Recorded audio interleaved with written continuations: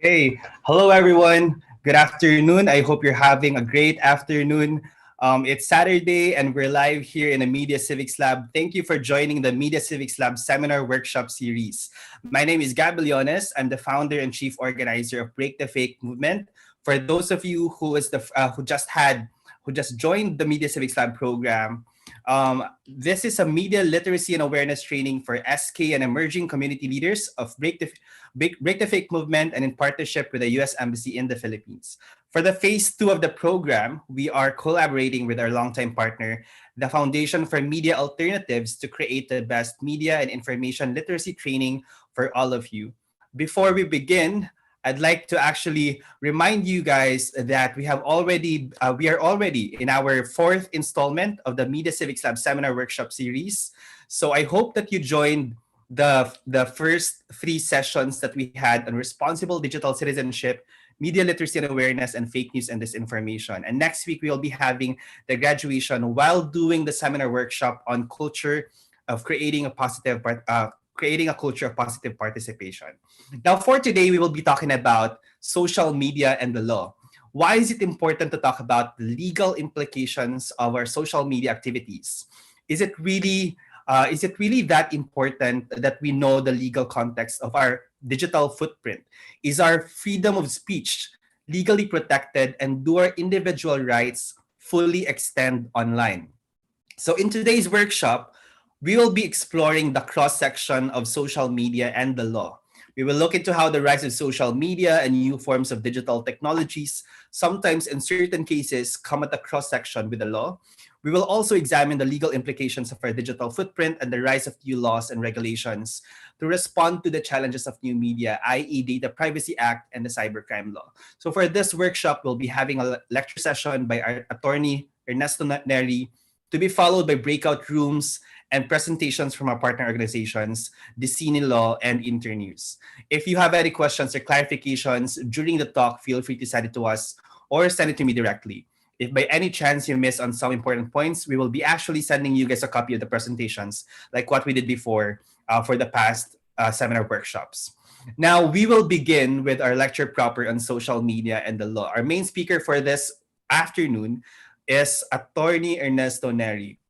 Attorney Ernesto Neri is a distinguished lawyer at Neri Law and a youth counselor at Oro Youth.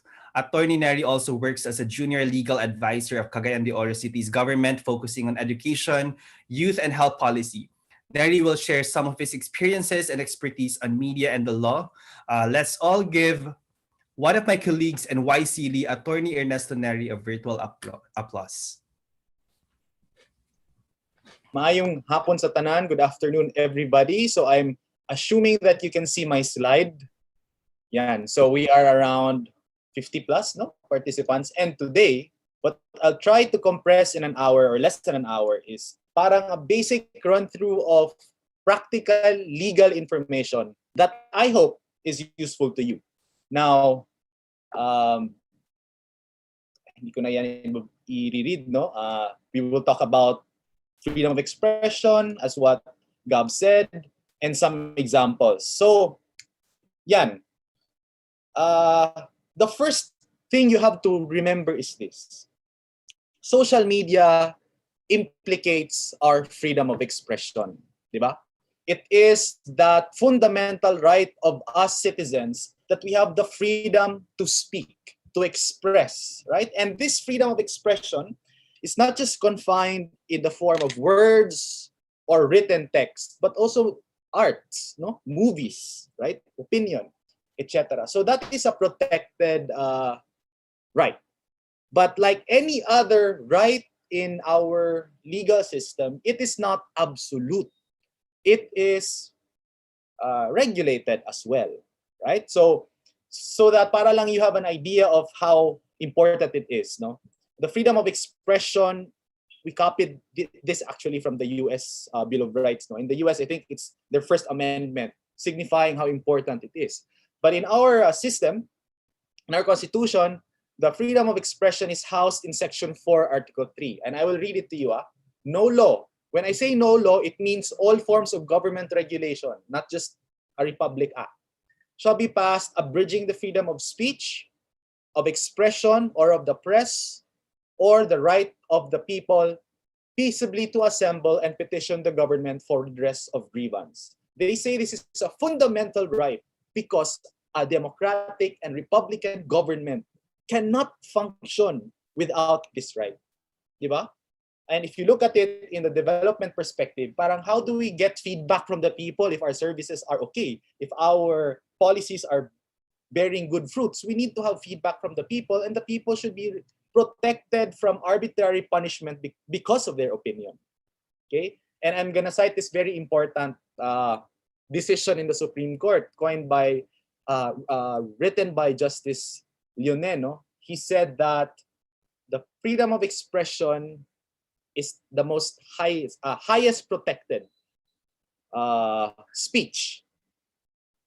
The particular speech that is protected, preferred, is what we call political speech. What I'm saying now, folks, is that not all speech, not all kinds of utterances are created equal. So merong mas valuable, merong mas hindi valuable, merong hindi protected.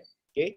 So what the Diocese of Bacolod versus Comelec is saying is that if your expression or your social media post is political in nature, meaning you're commenting on a policy or a conduct of a public official, that is protected, even if you are writing it in a very hostile language.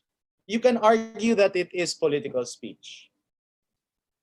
So I'm gonna emphasize this now. Political speech is it's the preferred speech. It is a protected speech, and it refers to both intended and received as a contribution to public deliberation about some issues. Now, I have here two posts. If you have your keyboard with you, I want to ask you, sa tingin ninyo, itong mga posts na to, are these considered political? So this is not in any way an endorsement, but this is an example for academic purpose. Just type in yes or no if it's political speech. Yes if it's political speech, no if it's not. So of course kayo mga SK, you are involved in policy deliberation, in public matters, and I think everybody's getting the idea that this is political speech. Okay? This is political speech because it talks about the conduct of our public official and our policy in general. So if you post these things, you're not actually breaking any law. Well, theoretically speaking. Okay? Now, what are not protected? So alam naman natin that if you talk about public matters, even in a way that it's coined or framed in a hostile way, or pwede siyang meme, that's protected. But what are not protected speech? An example would be child pornography. That is a form of speech because it's an expression of some image, right? So that is not protected. As a matter of fact, if you are in possession of child pornography, you are actually criminally liable. False or misleading ads. Okay? Advocacy of imminent lawless action. We'll get to that in a more detailed manner later. But if you post things in your Facebook that causes or calls for an immediate lawless action, you are actually exposing yourself to criminal liability. Danger to national security, libel, which we will discuss later, and then perjury, meaning lying under oath. Okay?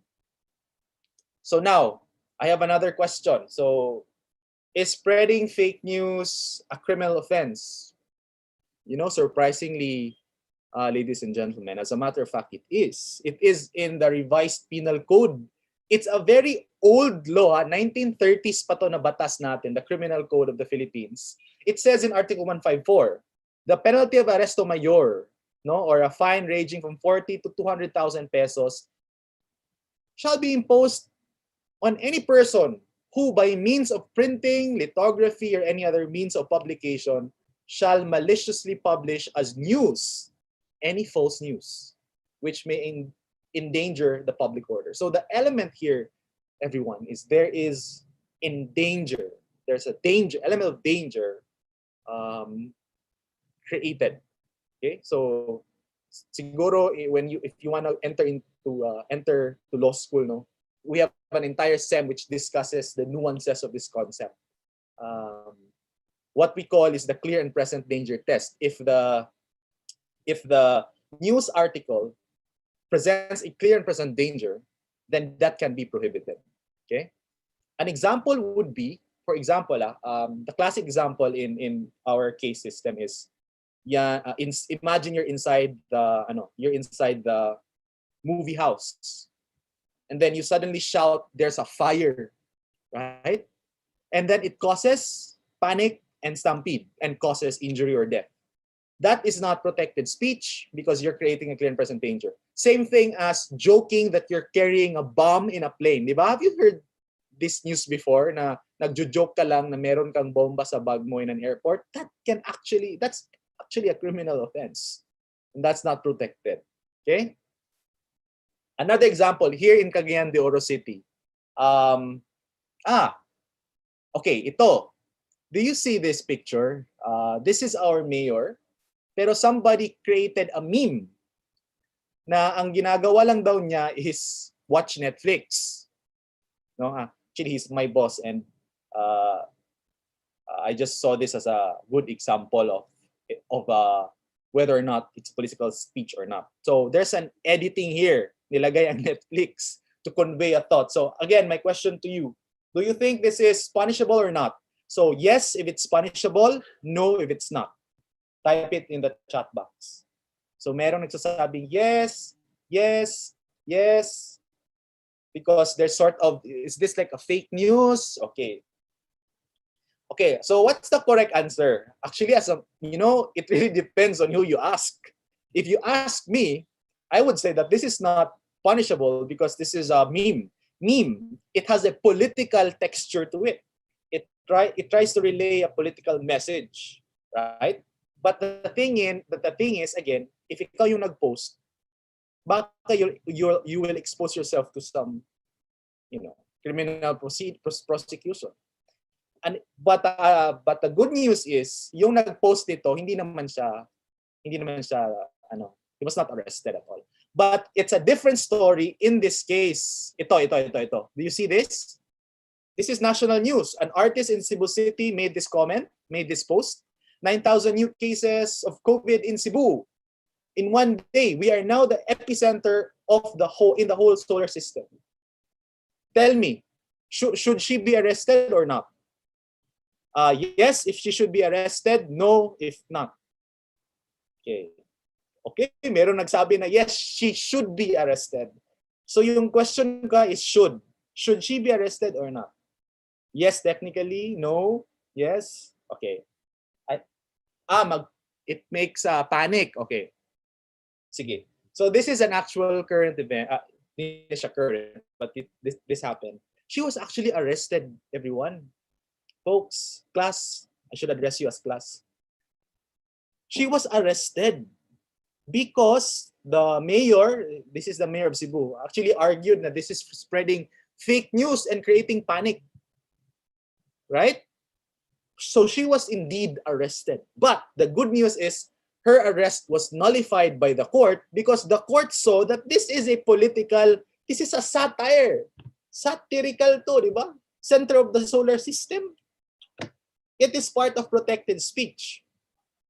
But the sad story is she has to go through the criminal procedure, the criminal experience, getting mugshots, getting arrested, filing for bail, and then at the end of the day, hindi pala pwede, hindi pala dapat siya inaresto. So what's her remedy? She could file for damages against the officers. Okay. Let's move on. No, this is a good example of a clear and present danger test because meron nagsabi dito. I think one of your colleagues mentioned yes. Shannon Edwin said that it makes people, it creates panic. Now, this is actually an example that happened in General Santos where a teacher and a son, they were arrested because of a Facebook post. And their post says like this, no? Maraming mamamatay sa gutom if hindi tayo magtutulong-tulungan na mag-report sa Pangulo na inutil ang ating mayor. Okay. But this is what they said. Sugurin nyo ng sabay-sabay ang Lagaw Gym. nakatambak doon ang pagkain para sa inyo. Now, if I were the lawyer of the city or of the LGU, I would argue that this is actually calling for an imminent lawless action. She's calling for theft, robbery, parang inciting to sedition, right?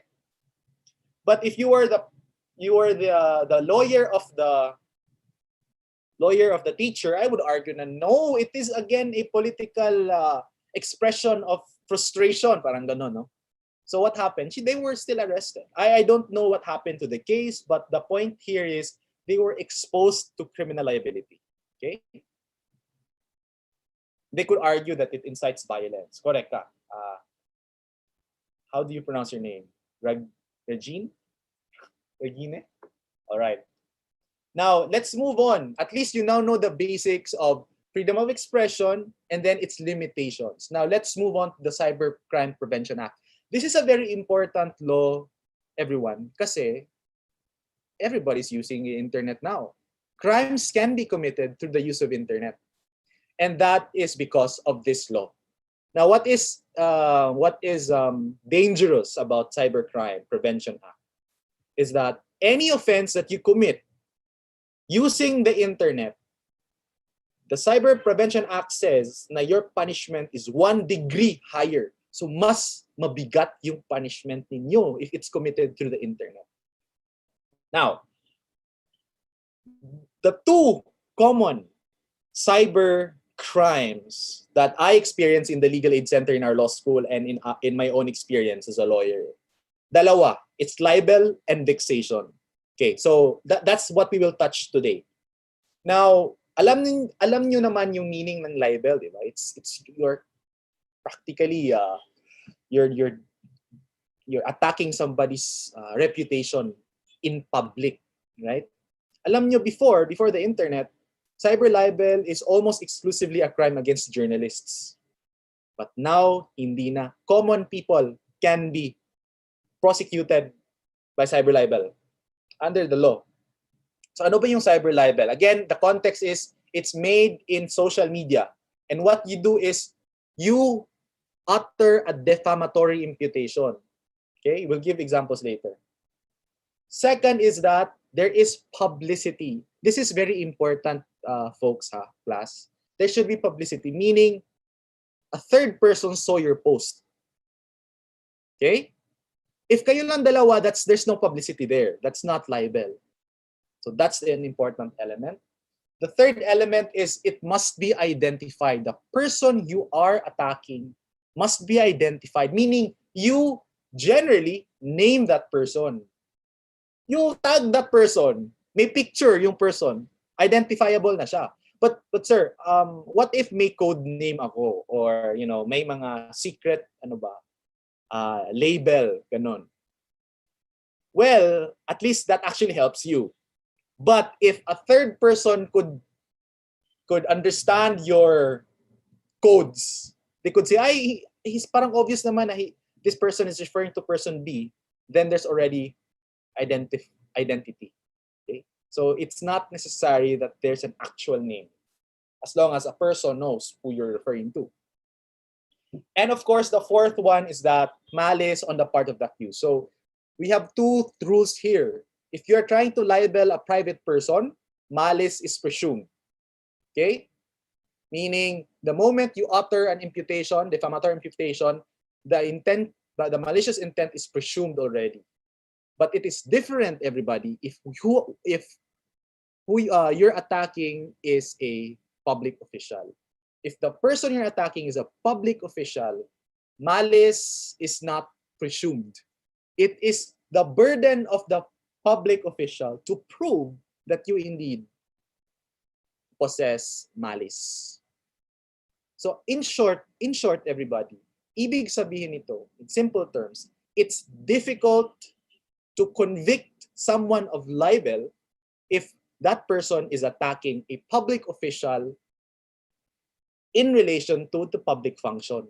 Again, because of the importance of freedom of speech. Okay? Now, let's have a test. Hoy, AAA, you are a swindler. Okay. So tell me if it's a libel. Just write the word. Write L if it's libel for you. L, L, L. And N if it's not. So everybody is saying it's libel. Okay. So we have two who said hindi. Chris, Viray said hindi. Jubilee. Okay. So, class, ito it's actually imputing that you're a criminal. Because if you are a swindler, you're actually a criminal. If you're imputing somebody as a swindler, you're imputing that that person is a criminal and therefore that's libel. Okay? So be careful. Even as simple as that. Okay? Another one. Kabit ka. L or N?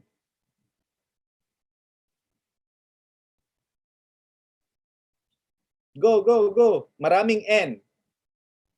Yes, because walang name.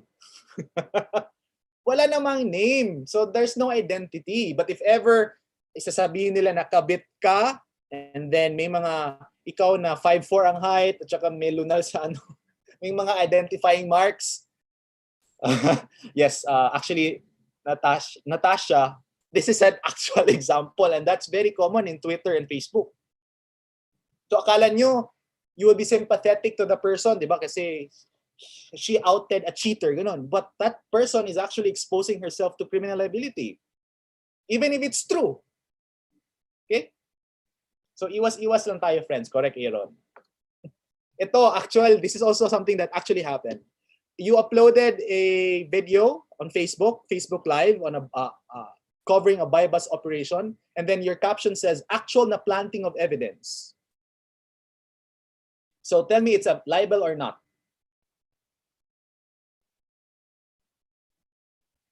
Okay, so it's kind of interesting. It's an interesting question because first you have to ask, is it identifiable? Who are we libeling?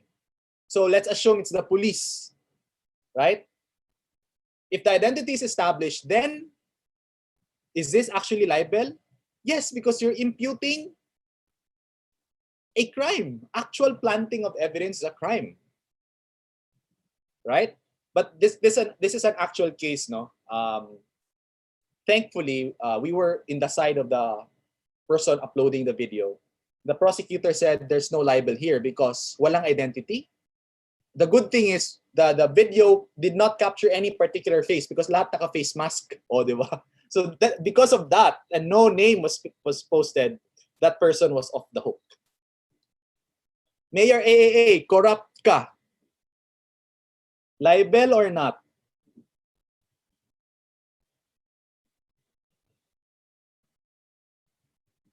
Okay, so parang majority said it's not. Yes, actually we could argue that it's not. It's part of freedom of speech because you're assuming it's related to your public function, right? But again, class, be careful, ha? Kasi, you know, I mean, they could hire an army of lawyers to harass you. We've seen a lot of journalists now being attacked because of exposing corruption.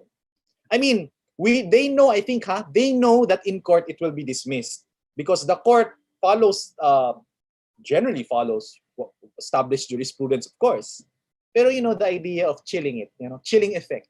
The idea of making a statement na, tignan nyo, si journalist AAA, we are prosecuting him or her para the rest will not follow. Okay, so be careful. Okay, now moving on. Yes, actually correct ka, Al. I don't know if you're referring to the teacher who said in his tweet na 50 million pesos yung price ng head ng president, di ba? That person was arrested, by the way, but the arrest was declared invalid. Sige, we will write your questions in the chat box. We will try to answer them later. Now, the second common crime class is unjust vexation. So ito yung parang lower grade ng libel. Sometimes the prosecutor would say, if this is not libel, it doesn't meet the elements of libel, it's unjust vexation. And if you look at unjust vexation in the revised penal code, you can Google it, It's a very, parang anong bang term? Very general siya. Like anything that will annoy you or vex you, you can actually file unjust vexation. Okay? So, para siyang, people are saying that this is actually an unconstitutional provision because very general. There's actually a move in Congress to repeal this because again, it could be anything. Do you remember that case that happened this week lang? A doctor was arrested for not wearing a face shield, di ba? You heard that news? Alam niyo ano yung kaso niya? One of the cases against the doctor is unjust vexation, which is, for me, very ridiculous because it could, para siyang crime of last resort, right? You could charge that person on just fixation because I felt so annoyed, so vexed about what that person did. So, okay, the elements are the following, no? There's a human conduct that unjustly annoys or irritates. So the keyword is unjust. Such human conduct was not attended with violence, and such human conduct caused annoyance, irritations, torment, distress, or disturbance to the mind. Imagine, class, to the mind, it's very, very relative. Okay? So that's why it lacks specific details. Correct, Regine? Very vague. And the offender acted with criminal intent. So penalty for cyber unjust fixation, 1 month to 6 months. Grabe, no? I remember handling this case also na isang person sent a demand letter. Di ba kasi may utang yung other party. But the other party filed for unjust vexation. Grabe kasi maybe daw the manner in which the letter was written vexed that person. So, sometimes it really borders to ridiculous already. Now, next question. Oh, I already answered this. May answer na agad. The Dicini case is actually one of the Dicini's partner organization in this initiative. Can sharing or retweeting a libel statement punishable? The answer is no, it's not. Unless you add your own libelous comment. Okay? Remember that. So if you retweet anything libelous or share it, don't add comments anymore. Now, let's move on. No? So that's true. So just share it. I mean, para safe, wag na lang, no? Pero, the Dicini decision did say that you cannot be prosecuted by merely sharing it. Imagine, class, if there's a libelous tweet and 5,000 retweeted it, are you saying that those 5,000 people will be prosecuted? It's logistically impossible. So I think that's what the Supreme Court's also saying. So identity theft, this is under the cybercrime law din, no? You have to also be aware that if somebody tries to steal your identity online, then you have actually a cause of action. It's a criminal offense, no? That's an intentional use or misuse or possession, alteration, deletion, etc. of identifying information belonging to another person. And that identifying information includes your name, your citizenship, your address, your contact number, okay? Place and date of birth, name of his spouse, etc. And acquiring and disseminating information made public cannot be regarded as a form of theft. Okay, so this is an important point I want to emphasize. If you disseminate information that you already made public in social media, you have lost your expectation of privacy. Okay, so this actually leads me to my next question. Are my default posts protected? It actually depends, no? Look at this. A person who places a photograph on the internet precisely intends to forsake or renounce all privacy rights, such as imagery, particularly under circumstances such as in this case. This is actually the Vivares case, no? This is a Supreme Court case where the Supreme Court tried to understand the various privacy settings of Facebook. This involves a group of students class in a Catholic school na parang they have pictures na they were wearing bikini and very revealing clothes contrary to the policy of the school. The swimsuit photos, yes. So I think we have law students here. They were arguing that that's a violation of their privacy. The school should not just copy paste the picture. But the Supreme Court said, no, because they uploaded it on Facebook. And then the setting is not only me. Diba, may only me? There's no expectation of privacy there. So you also be careful, huh? Can people just print screen my private conversation without my consent? Well, generally, no. You can use that as evidence. If somebody threatened you in your print screen, that can be attached as an evidence. You can print screen that conversation. For example, somebody's harassing you through Messenger. You could always use that as evidence. Okay, but it's a different story if, for example, you print screen it and you post it on Facebook so that everybody parang to expose some person. That's again libel and even a violation of privacy rights. Okay, correct, Vivares. Okay. Can people just print screen my public post without my consent? Generally, yes. Because again, there is no expectation of privacy. So again, you be careful. Okay? Now, is calling out culture libelous? Depends on how you say it, okay? It depends on how you say it. Because if you are attacking the person, it can be libel, or, if sensitive siya, that person could file an unjust fixation against you. Okay? Now, this is another important point. How about audio recording, online conversation? Iba yan sa print screen. Iba ang print screen sa recording. So, my question is, sir, can you record an online conversation with another person without the person's consent? Yes or no? So no. Very good. It's actually wiretapping. You be careful, everybody. Okay? That's why every time you go into a Zoom call and then it's recorded, and if you don't want to be recorded, you have to object or you have to leave the Zoom room. Okay? But if you converse in a private conversation and then the other party is recording it, wala kang idea, that's a criminal offense. Okay? And that cannot be used against you if he uses that as evidence. Sir, is it necessary na, what if my conversation was in a public plaza, like under a tree, di ba? Can I still be recorded even if the surrounding is in a public place? Yes, it doesn't matter where. As long as the intention is a private conversation talaga siya. Even if it's in the mall, if it's recorded without your consent, that is a criminal offense. Okay, wiretapping. Actually, RA 4200 plus is a very old law.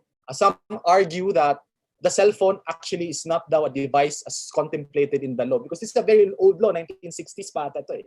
So interesting development there. Now, we're now moving on to the last parts. I think so that we have more time for question and answer, no? I want to touch also data privacy rights. One of my new jobs in the past 6 months is I was appointed as the data protection officer of our university in Xavier Ateneo. And my job is to first inform all the community members their rights to privacy. Now, it's a 1-hour talk, but I'm just going to summarize it into very small bits and pieces for our consumption today. So what are your data privacy rights? Your right to be informed. That is why every time, well, ideally, all the applications that you download in your cell phone, or even the forms that you get, you fill for your school, dapat merong data notice, data privacy notice. They should inform you how they are processing it, how they're using it, and how they're disclosing your information. Okay? A very good example, a lot of questions to sa mga students. For example, sir, like, are we allowed to post the QPI, yung grade ng student dahil part siya ng Dean's Lister? The answer to that is yes, you can. If you've informed that person from the moment of enrollment that that's part of the legitimate use. That's why it's very important that the school should inform the students ano yung mga uses or disclosures ng information. Okay? The right to access means you can access your information. One concrete example, class, is CCTV. So under the new Data Privacy Commission advisory on CCTV, subjects can actually get an access to their footage. They could get a copy. But it doesn't mean that they can request to delete it, no? Kasi part and parcel again when you enter into a campus, dapat aware na sila na part of the privacy notice is that their footage can be recorded by a CCTV. You have the right to object. If and on, it's not all the time, but you have a right to object if the information that you're using, you've given to them, you have information that they're misusing it. You have the right to object. Okay. Ensure erasure or blocking. You have the right to damages. Okay. You can file a complaint in the National Privacy Commission. You have the right to rectify if it's wrong. And you have data portability rights, which means you can transfer a data set to other institutions na hindi na siya bulky in some sense. So it's a new law, relatively new law, and institutions are still complying it. But I'm gonna give you a very clear example of a violation. And as a matter of fact, class, this just happened this morning. Okay, to me, imagine ito. This is actually a news item. Online lenders barred from harvesting borrowers' phone and social media contact list. This is news last year to. Pero I really had a personal experience just this morning. One of my colleagues took out a loan on one of the loaning apps. May mga loaning apps na ngayon, di ba? I have never experienced one, but loaning app is actually popular. And what happens pala is the loaning app harvests all your contact details. And what happens? If that person wasn't able to pay, right?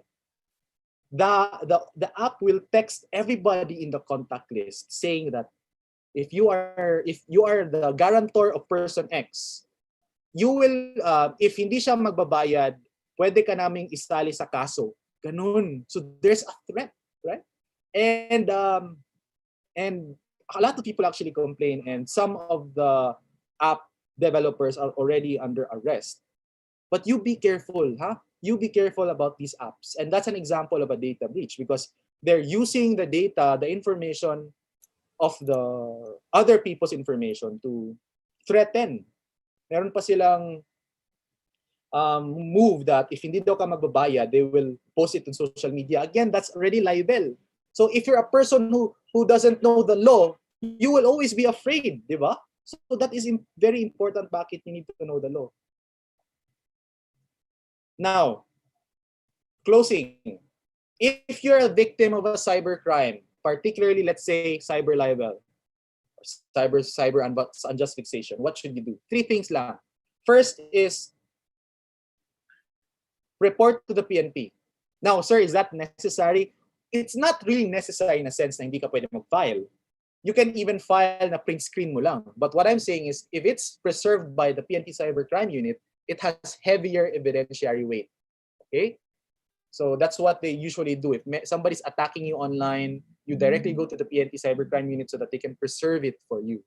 Secure police blotter so that you have a record of the incident. And this is very important. Since it is a criminal proceeding, you need to have witnesses. So secure a statement of another person who saw the post through an affidavit. And maybe through the assistance of a lawyer, you can then create or file a complaint affidavit. Okay? So the following information I said is just the tip of the iceberg in terms of social media and the law. But I think it is enough for us to be aware of the limitations of our rights, no? And what we do if ever the rights are violated. So as a matter of paying it forward, As a matter of paying it forward, we actually have a free online platform, free legal online platform where if you have any problem regarding social media and the law, you could access Tabang Legal's fan page and PM us so we can give advice. No, we were very busy during the lockdowns last year because ang daming tao naka-receive ng sabina, right? Those who were attacking politicians, they were getting subpoenas from NBI. So we were assisting them as well. All right, so that's my presentation. The conclusion really is this, no? Knowledge makes a man unfit to be a slave. Let us always learn the law. Okay. Thank you so much, Ton, for that wonderful presentation. Now let's open the floor, our Zoom meeting room for the questions. We will be entertaining some of your questions, guys. So please feel free to use the chat button here, the chat option in the Zoom meeting room for all the questions that you have for Mr. Ernesto, Attorney Ernesto Neri. Ton, just to start things off, no, I have a question for you. Um, I have two questions actually, but let's go to this first question. Number one, what's your opinion on libel personally? Are you a fan of it? Should it be extended to private citizens? Where do you draw the line between freedom of speech and hate speech in this Right. context? There's a move now na libel should not be criminalized. It should be a civil action lang. So I am for the decriminalization of libel. Right? So meaning, I mean, if ever you're attacked, you can file a civil damage suit, not necessarily imprisonment suit, a criminal case.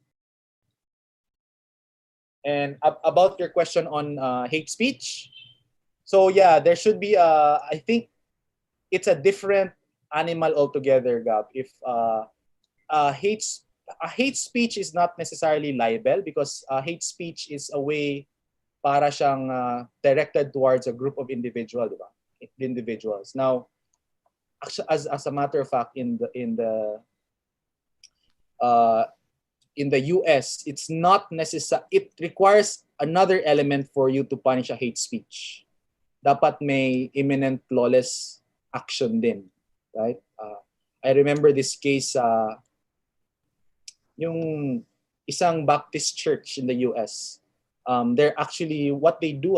They when there's a soldier who died, they would protest near the burial, and the signs would say, "God is happy that your son is dead." Diba? That's so enraging for the family. They sued, but the Supreme Court said it's part of free speech. Right? So there should be a balancing element here. But in terms of the question ni Mugab na criminal ba ang libel, no, I hope it's gonna be decriminalized. Okay, Ton, we'll be answering every question here now because we have a lot of time for Q&A. Okay. Let's have this question from John Clemente. Is it punishable if someone in a private group chat screenshots some of the conversations, attacking, making fun, or bullying a random person and sending it to someone related or to the person they are making fun of? Yeah, Private. even if it's a private group chat, it's still libel. Because hindi lang, unless dalawang tao lang nasa group chat. Since it involves more than two people, and then you're besmirching, attacking a person's reputation.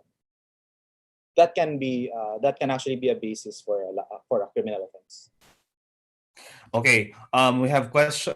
Actually, can we have more interaction from the participants? Like, can we possibly ask them to unmute themselves? Is if I'm not sure if it's possible, but let's see. Let's try this. Hopefully, our tech specialist could actually configure it out. If Mac Andre is here, I would want you to ask your question directly to Ernesto. Hello. Sure. Rinig po ba ako? Yeah, we can hear you. Yeah, so my question was, would you say that we lack policies on data privacy in the Philippines, especially with regard to big tech social media such as Facebook, Twitter, because we see na other countries are already suing Facebook for breaches, etc. Wala akong masyadong idea about policies in general, pero yeah, what would you say about that? Still actually our policy infrastructure is still young. So maybe in the long term, Mac, we can develop the strong institutions that can actually prosecute big tech. But in this point, we're still very young. As a matter of fact, hindi pa uso yung data privacy. Di ba? Hindi pa siya uso sa big institutions. It's not really mainstream.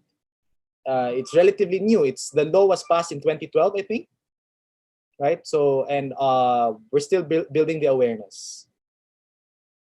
The law is there, but the enforcement, we're still developing it.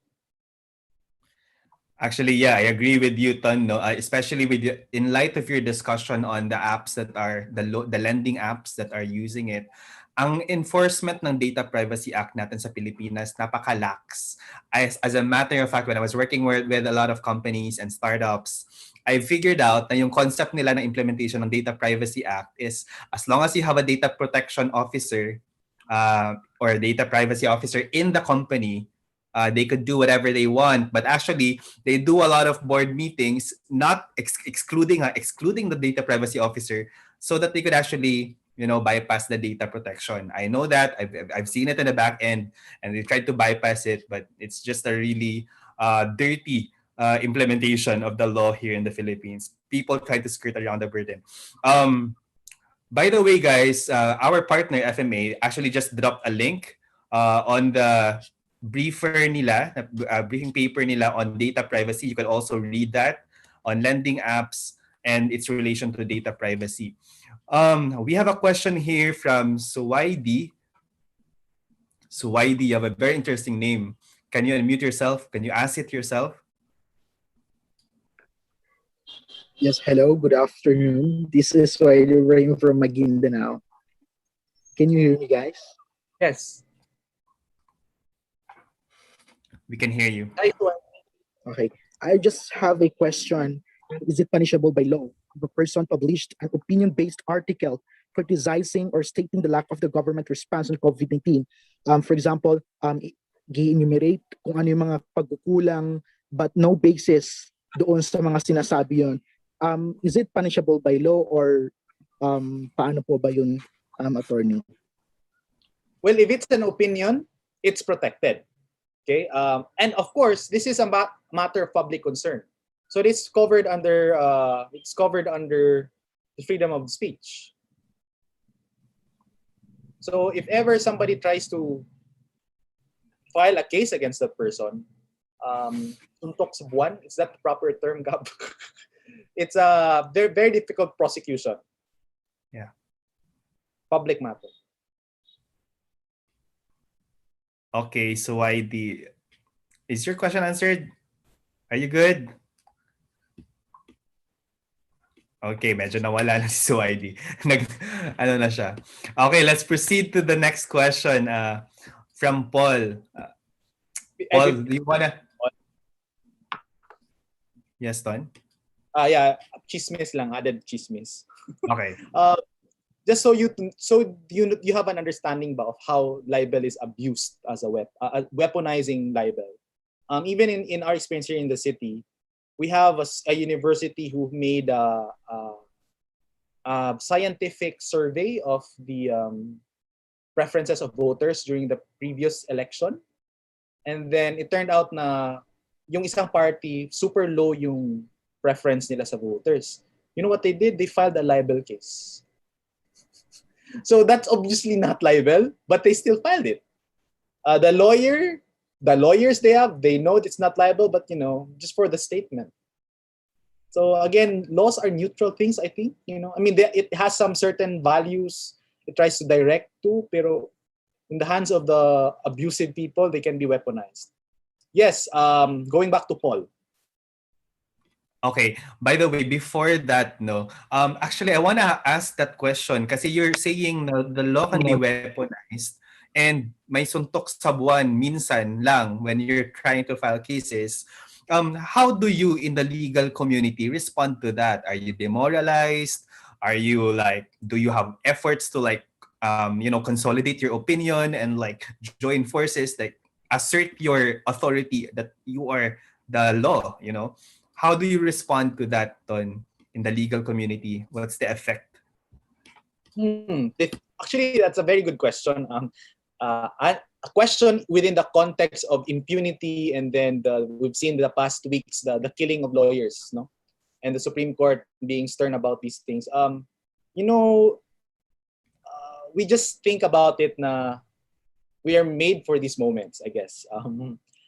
The Philippines had a more difficult time where some lawyers did summon the courage to push back, right? Not all lawyers are cut in the same clothes. Some would defend the powers would be, some would defend the civil liberties, but we just know what our values are and we try to organize ourselves. So yun, it's a very daunting challenge, Gab.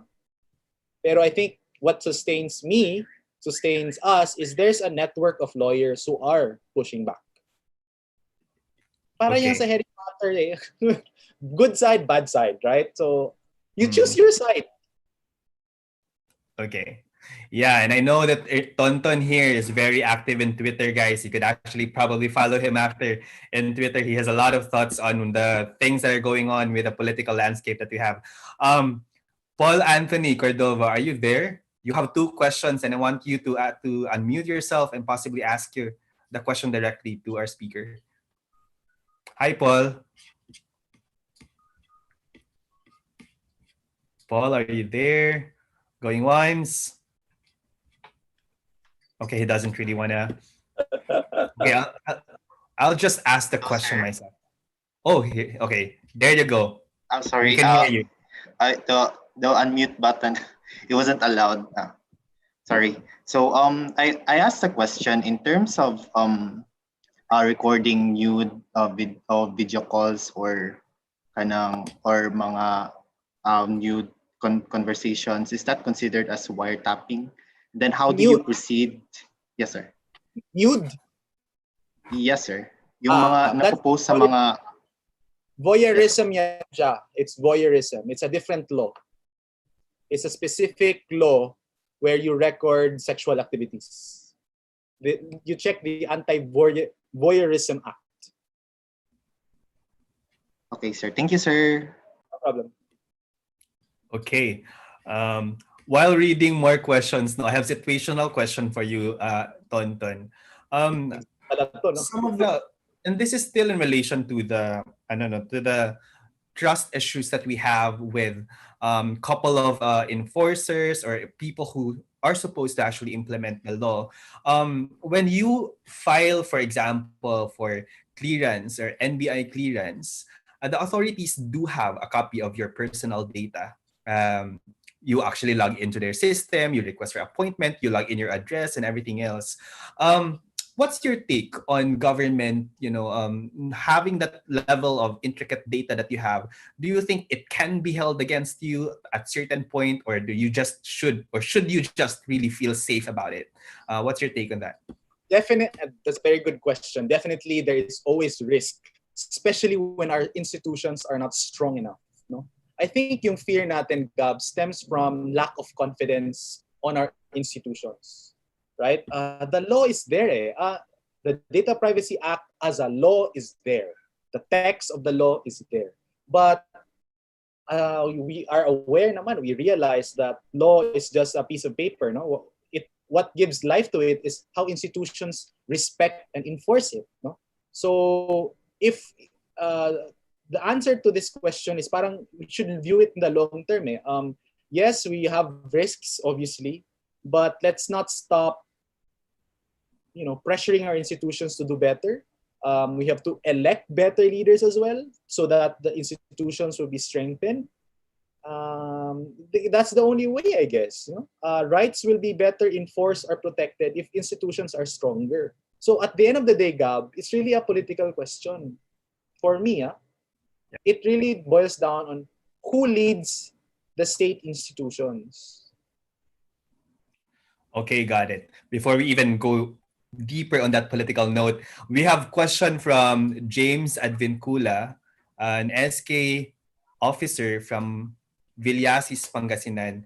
James, can you unmute yourself and ask the question? Kasi medyo interesting yung question mo about red tagging na, no? Hello po. Okay Okay. na po ba? Narinig na po ba ako, sir? We can hear you. Ayun. Hello, good afternoon po, sir. Thank you po for this an opportunity po to ask. And ayun po, ask ko lang po, a lot of people have been red tagged these days. Fake accusations and attacks have been rampant, especially when pertaining to some of our youth. So what can we do about these matters po kung sakali po? Like, yung mga nakikita po natin sa mga television ngayon na karamihan, estudyante na pagbibintangan ng mga NPA, ganyan. Pero hindi naman po mga ganyan, sir. So thank you Yes. po. That's a very relevant question. There are several legal remedies that you have, and absolutely one of them is libel. you can argue that it's actually an imputation of a crime because they're actually saying that you're part of the insurrection, the rebellion. That's already a libel, right? Second is this is being explored now by civil rights lawyers. The idea that red tagging actually violates international humanitarian law because it erases what we call the principle of distinction. We have if there's a conflict in a certain territory, you have to distinguish who is a civilian and who is a combatant, no, or an armed personnel. What red tagging does, it tries to blur the line because you're a civilian, then because of the red tagging, para ka ng ginawang combatant, di ba? So that's a violation of that Yes. distinction. And as a matter of fact, a case has been filed now before the ombudsman. We don't have a red tagging law, as a matter of fact, di ba? You listened to the news last week. Senator Drilon did file an anti-red tagging law, but we don't know the future of that law, of that bill rather. So as the statute stands now, you can try to use civil damages or libel for those situations. But the important thing there, James, is you have to know who was uttering it. Diba? Yes. You don't know eh. And Often than not, it's just posted in the wall. Diba? Yes. Or posted by a troll. yes, That's the sir. challenge. And then also po, if ever po kasi may mga nare-red tag na suddenly na ano po sila, na-arresto po sila agad. That's why parang it's very alarming that yung karamihan na walang kalaban-laban or innocent people, hindi nila, they're not aware na na-arresto sila agad because of this kind of activity, mga ganyan po. Kaya yun lang po concern din, sir. Ayun. Thank you po, sir. James. Just to clarify, no, on a principle level, we agree that red tagging is wrong. It's against humanitarian principles and laws. But on a practical note, what can we do after we get red tagged? What's the first line of defense that we have? First thing you need to do is to preserve the evidence. Yan talaga yung quick legal action. Print screen, right? Secure a statement of a person who saw that communication. And then the third one is you try to put it on a police blotter. The point there lang, Gab, is para merong documentation. Right? But more advanced remedies involve siguro securing a writ of amparo, etc. Pero ang mga complicated na yan. But the quick response really is you preserve the evidence. Okay? And I think it's helpful, Gab, if we have a community of support, like an organization that tries to, link you with a legal assistance or link you with some sort of parang how to protect yourself, quick legal, parang quick aid, ganon. That could really help. I'm speaking also from experience, Gab, because I think I don't know if I shared this to you, but I was also red tagged, by the way. We were protesting during the June 12 rally in our public square. That was in June 2020. And 3 days after, we saw a troll account, posting a poster of us, members of the group who protested, and linking us to the armed struggle. But we don't know, at that point, parang I don't know what to do because it's a troll account. Right? Wala akong technology to pinpoint the address, etc. But I let it pass, but that was really a scary experience. Okay. We still have 5 more minutes pa naman for Q&A. There is a question here about unjust fixation. There were a lot of chats actually, so I kind of lost the name. I needed to find... Okay, Al Kagmat, are you there? Can you unmute yourself? Baka if I like this setting about hearing from our leaders, from emerging community leaders in different localities. Kasi parang we don't want the conversation to be we don't want to monopolize the conversation. No? Al, are you there? Hello, Sir Gab. Okay. Can you provide more context on your question about unjust fixation? Okay. Hello po sa lahat. I actually, sinamarize ko yung question ko, pero about unjust vexation, attorney, what's your take on unjust vexation? How is it basically different from libel? Should the law about it need to exist? Isn't it ridiculous? Okay. So there's a discussion about unjust vexation around policy circles. Now, it's really a ridiculous law because it's very, very relative, di ba? Parang it depends on your state of mind if you felt irritated or annoyed. So in that standard alone, that should be declared unconstitutional for being vague, right? So my take is it should be rephrased some way. And your next question is how different it is from libel, no? Libel is very specific. Like dapat merong identity, merong malicious intent. Yung observation ko dito, Al, if the prosecutor would see that there's no malice to defame a person, maybe it was because of an emotional outburst, ganon. If the prosecutor would identify, this was an emotional outburst, they will not charge you with libel, but they will charge you with unjust fixation. So that's one of the, parang how they apply it in real life. If they see that the post is out of rage, out of anger, they would say that wala talagang intent to libel, but there is unjust fixation. Okay. Let's pick one more question, Medyo kasi sa chat natin, marami mga questions pero medyo personal na siya about a certain TikToker in I think this was from Butuan. I think guys, let's just for those questions and also for more questions, you can actually raise them directly to Tonton here, to Ernesto. But we will have one more question from Shannon before we actually ask Ernesto to actually pitch what's the best way for us to actually reach him. Ton, let's jump to the last question. Is it against the Data Privacy Act if the government announce publicly the COVID and medical results? Very timely. Yeah, it actually depends if you give consent. If you don't give your consent, they should not. Disclose it. So, but they could disclose certain information that doesn't really identify you. Like they could disclose your the age, diba? The barangay where you're living, your sex. Pwede yan because it does not directly identify you. But if they would name you, ikaw talaga, that's your name and your picture, now that really requires your consent. And if you're not given your consent, then that's not allowed. Okay. Very important, no? And especially for everyone talaga, whatever your profession is, you have to really be very careful about the data that you expose online. The FMA, our partners, Verifiles, they have a lot of modules as well on how to protect yourself on data handling and also on freedom of expression online. And also, guys, I just want to promote again, we also have other classes in Media Civics Lab covering data protection and freedom of expression.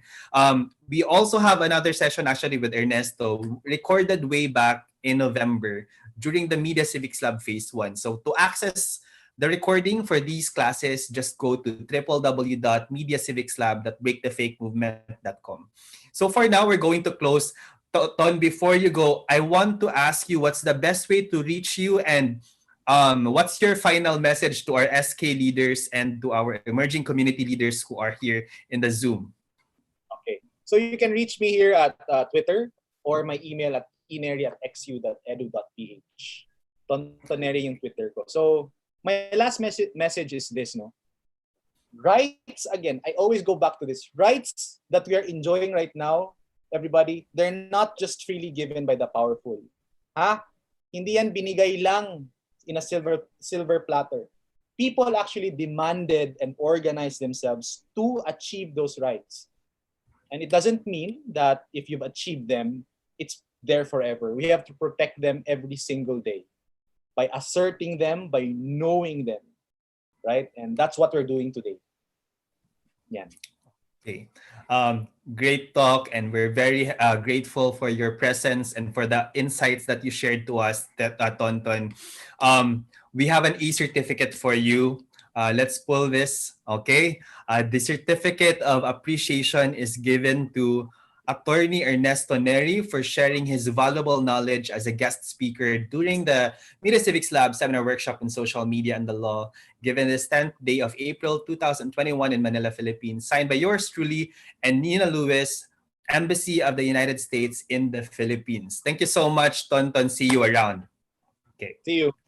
Ingat Let's all kayo. give him a warm round of applause, guys. Virtual applause. Okay. So the next part of our program, don't leave, guys, because we're not done yet. We're gonna be here until 4 p.m. So if you want to grab your coffee, please do so in the next session because we're gonna be having a breakout session. So we're gonna be splitting you guys into 5 groups. But I'm going to hand you over to our partner, Foundation for Media Alternatives, Initiative for Media Freedom, Bern Soriano, who will actually officiate the breakout session. So you will have awesome and interesting activities in the breakout room. See you again later. Hello. So magandang hapon sa lahat. Magbe-breakout activity tayo for a bit and I hope na handa kayo kasi maglalaro tayo ng bingo. So as sinabi nga ni Gab earlier, yung ating tech specialist, i-divide tayo into 5 groups.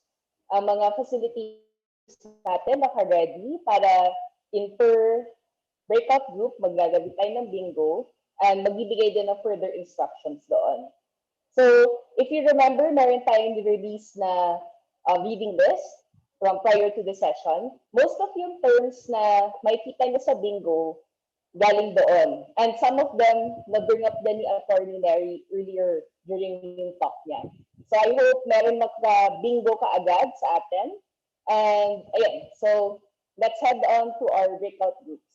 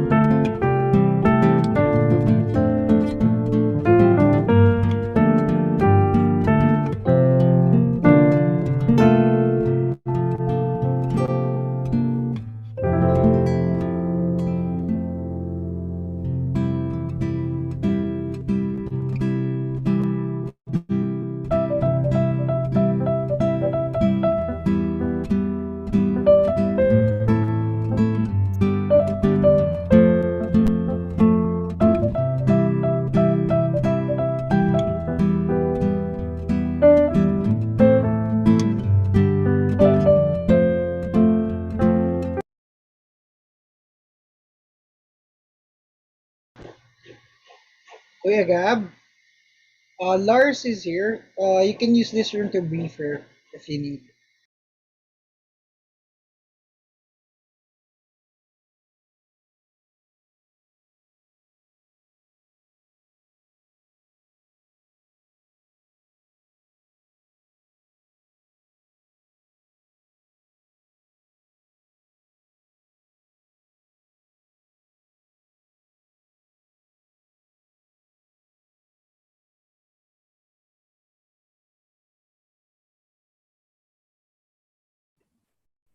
Hi, Lars. Hello.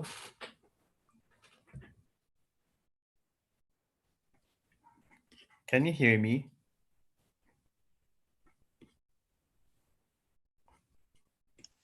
Hello? There. Okay. I put Yeah, okay, I can hear that you. kanina. Are you all set na ba? For Hi. you're gonna go after this. You after the breakout room. So breakout rooms will be 20 minutes. And I Mhm. think this started at 15 at 2:15. So you're gonna it's your turn in around 10 minutes from now. All right. No problem.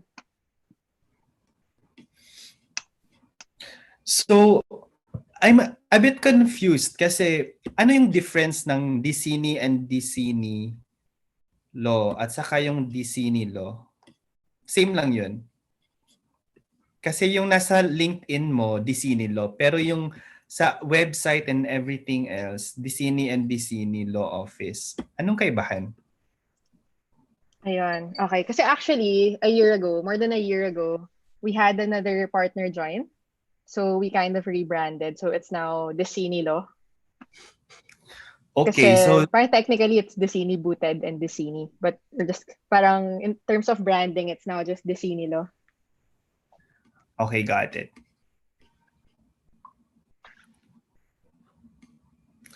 So your yung ano ba?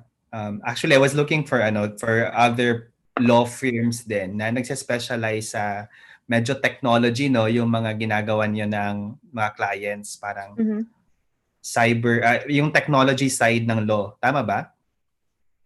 Yes. So, Yun. parang since the firm was founded back in 2000, talagang the partners focus na on tech. I think other firms naman have their own tech practice, but parang I guess the difference is we really parang it was a deliberate intention to really focus on this space. Although we're Okay. still parang we're still full service, so we still do labor, dispute resolution, litigation, Got corporate it. law, pero parang mostly for tech clients. Oo, kasi I encountered this when you were actually presenting doon sa Blagapalooza event. Kasi nag-attend ako ng Blagapalooza every year when I Mhm. was still super active as a member of Break the Fake. I mean, Iligan Blogger Society, vice president ako doon. So I saw this presenting in Blagapalooza. Si So that's when, JJ. si JJ. Oo. And I think they also talked in our event before, 2017. Okay. So Was it by the for way, Media Civics Lab then? hindi, Or for Break the Fake vlogathon when we were still starting. Yeah. okay. Okay. Um, ano, Bale, yung audience natin for today are ang majority nito SK leaders.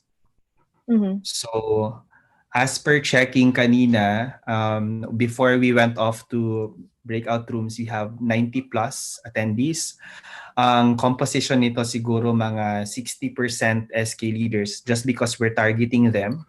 Pero some of them are youth leaders also. Mga audience ng FMA. Then we also have a partner organization, National Movement of Young Legislators, which Okay. is it's the I'm not sure of the mandate ng NMYL, pero they're sort of like an umbrella organization for SK leaders. Okay. I was Not sure able if to it catch covers that. I was able to catch a bit of the previous talk kay Attorney Neri. Yeah. Tapos parang I think yung talk ko, it'll be more on like so not like libel, not criminal issues surrounding social media use, more of parang regulations that people should take note of when entering into digital contracts, when using online platforms. And since parang my interest on data privacy, I think I'll spend like a substantial amount of time discussing that na lang. Parang mas deep dive. Maybe that's more useful. Yeah. And actually, sobrang early pa natin. Like, the session is supposed to be until 4 p.m. So, I know that I told you guys to have a maximum of 30 minutes. Pero if we start on nearly 2:45, then you could extend siguro ng mga 10-minute more each. Or Okay. Sure. 35 minutes maybe. Sige, there's another one after me, no? Yeah, Gian is also here. Gian Yes. Libel. Hi. Hello. Good Hi, afternoon. Ian. Nice to meet you. Okay. Gian This is- also works in the area of disinformation sa Internews. Perfect okay. lang yung segue. Well, obviously the two presenters focus on the legal aspects. Yung final cap ko is actually to look at the global trends on social media legislation. And actually, yung ending is just to present an alternative. Kasi we tend to, at least from my work's perspective, we tend to not encourage enforcement of legislation on social media as a means to regulate it, but have like alternatives which is more closer to self-regulation, doing or harnessing the goodness of social media rather than having laws. But yeah, that's a presentation later. So pretty perfect kind of symmetry. Okay. How do you see it? Parang ngayon yung trend is actually parang it's moving towards more regulation, just not necessarily a bad thing.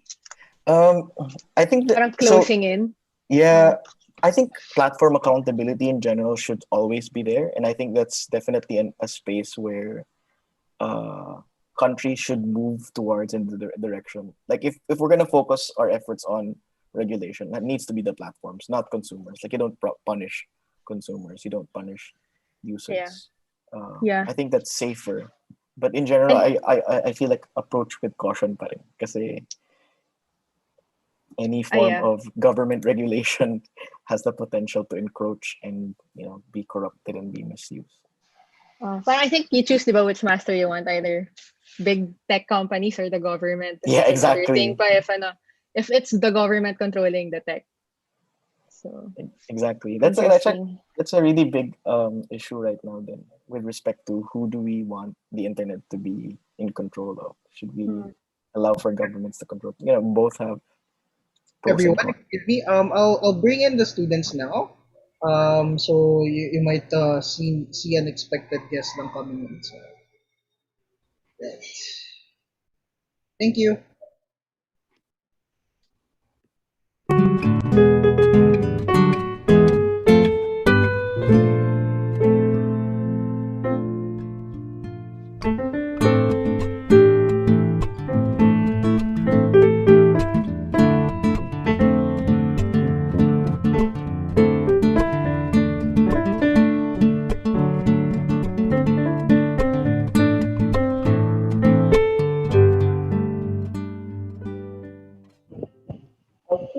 Okay. So we're all back. Kamusta naman yung bingo? Meron ba nag-bingo sa mga groups? Sa amin meron eh. So I hope meron din sa iba. So I hope nag-enjoy din kayo. Marami. Great. Nakatatlong tatlong bingo. Triple bingo. Oh wow. Ayun na okay. Sa amin isa. Tapos of course, yung tinapos namin yung questions, ayan, mag-full house na. So yun. So, thank you so much. I hope nag-enjoy kayo sa ating activity. Yung mga terms na nilagay namin doon sa bingo card, those are actually coming from yung reading list. And if you remember din sa mga previous na seminar workshops natin, ayan, sila parang recurring terms being used or terminologies used. So, pang-recall na rin siya na, ito yung before. Or, nakita ko yata ito sa reading list. Or, if hindi nyo pa masyadong pwede nyo balikan yung reading list then, which you already have. So, yun. So, thank you so much. If meron kayong feedback or comments or I'm glad naman na marami ding nasiyahan. And sana well, hindi siya meant to be stressful. Sorry na lang dun sa internet connection. Pero ayun, maganda rin siyang game actually. So pwede nyo puntahan yung site na yan, yung Bingo Baker. Pwede nyo gawin din for your own, din. Pwede kayong gumawa ng bingo cards doon. Yun. So for example, gusto nyo maglaro with family and friends na online, yun. Isang option din siya. Gcash na. Nako, wala po kaming home price. Bragging rights na lang. So yun. So thank you ulit. Thank you everyone. And over to you, Gab. Okay, thank you so much, Burns. And nakakape na ba lahat? Medyo nandito na tayo sa holy hour natin, 2 to 3 p.m. Ito yung mga times, guys, na we just really wanna take a nap and sleep. But please don't. And hopefully, you will still be enthusiastic kasi meron pa tayong dalawang sessions. So, we have 2 more presentations from our partner organizations who have expertise on the law and social media and digital technologies. And the first presenter that we have, we will be talking about digital technologies, the legal implications of different laws, data privacy, but they're specializing on startups and companies. And you will actually learn a lot on the perspective coming from a legal office naman. Okay? So, without further ado, let me first introduce the speaker, Ms. Aiken Larissa Serzo from Decini Law. So Lars is a junior partner at Decini Law, and she heads the fintech practice of the firm. She has relevant experience in assisting clients in the areas of IT, new media, fintech, AI, and digital platforms on regulatory data privacy, transactional, and corporate matters. She also heads the firm's legal education initiatives for startups. She's been cited as a next generation partner by the Legal 500 in the field of tech, media, and telecommunications from 2019 to 2021. She earned her Juris Doctor degree from the UP College of Law and her undergraduate degree from the Ateneo de Manila University. And she's also been admitted to the Master of Laws program of Columbia Law School and will be part of the class of 2022. Just to give you guys a preview of or an overview of what the Decini Law Office is about or what it does, Decini Law is the first to develop expertise in technology, e-commerce, and cyberspace law. They offer a full range of legal services to startups as well as established companies moving forward with their strategies. Their goal is to provide exceptional legal service by combining law expertise with their in-depth knowledge of the internet, convergence, new media, telecoms, and other emerging trends and technologies. So let's all welcome from Decini Law junior partner, Ms. Aiken Larissa Serzo. Hi, Lars. Handing it to you. Hello. Hi, Gab. Thank you. Let me just share my screen.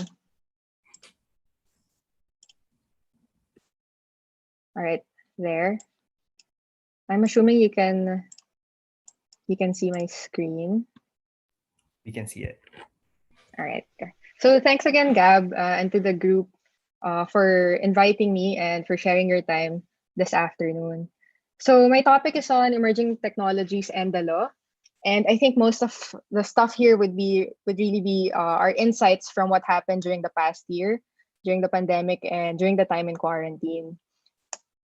So aside from my work with the firm, or actually as part of our work in the firm, we actually have an NGO called the Digital Freedom Network, where we work closely with government as well as other groups, industry groups, etc., in order to build capacity and to provide education on various areas of law. And we think this is actually like a logical offshoot of the fact that we're working in technology. And as you know, yung pace ng law, how law develops, it's very slow. And contrast technology, it's very like the developments are exponential.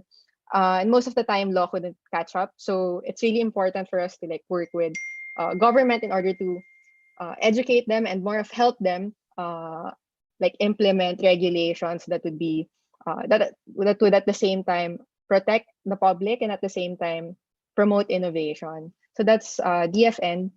And yeah, and then we also have a partnership with Kubo. So Kubo is a public-private partnership between several private agencies, offices, and government agencies such as the DTI and the DOST. So we do free consultations for their startups, and actually this allowed us to have a better understanding about the problems faced by startups when dealing with the law. Or like if you're a startup, you're an entrepreneur, you want to scale your business, you want to reach, or you want to have a regional presence across the ASEAN or across the world.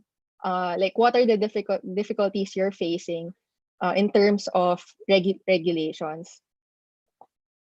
And then in the past year, just to share, it was our 20th anniversary last year. We were supposed to make a big deal out of it, but the pandemic happened. So instead, we launched a free legal seminar series called Digital Transformation Thursdays.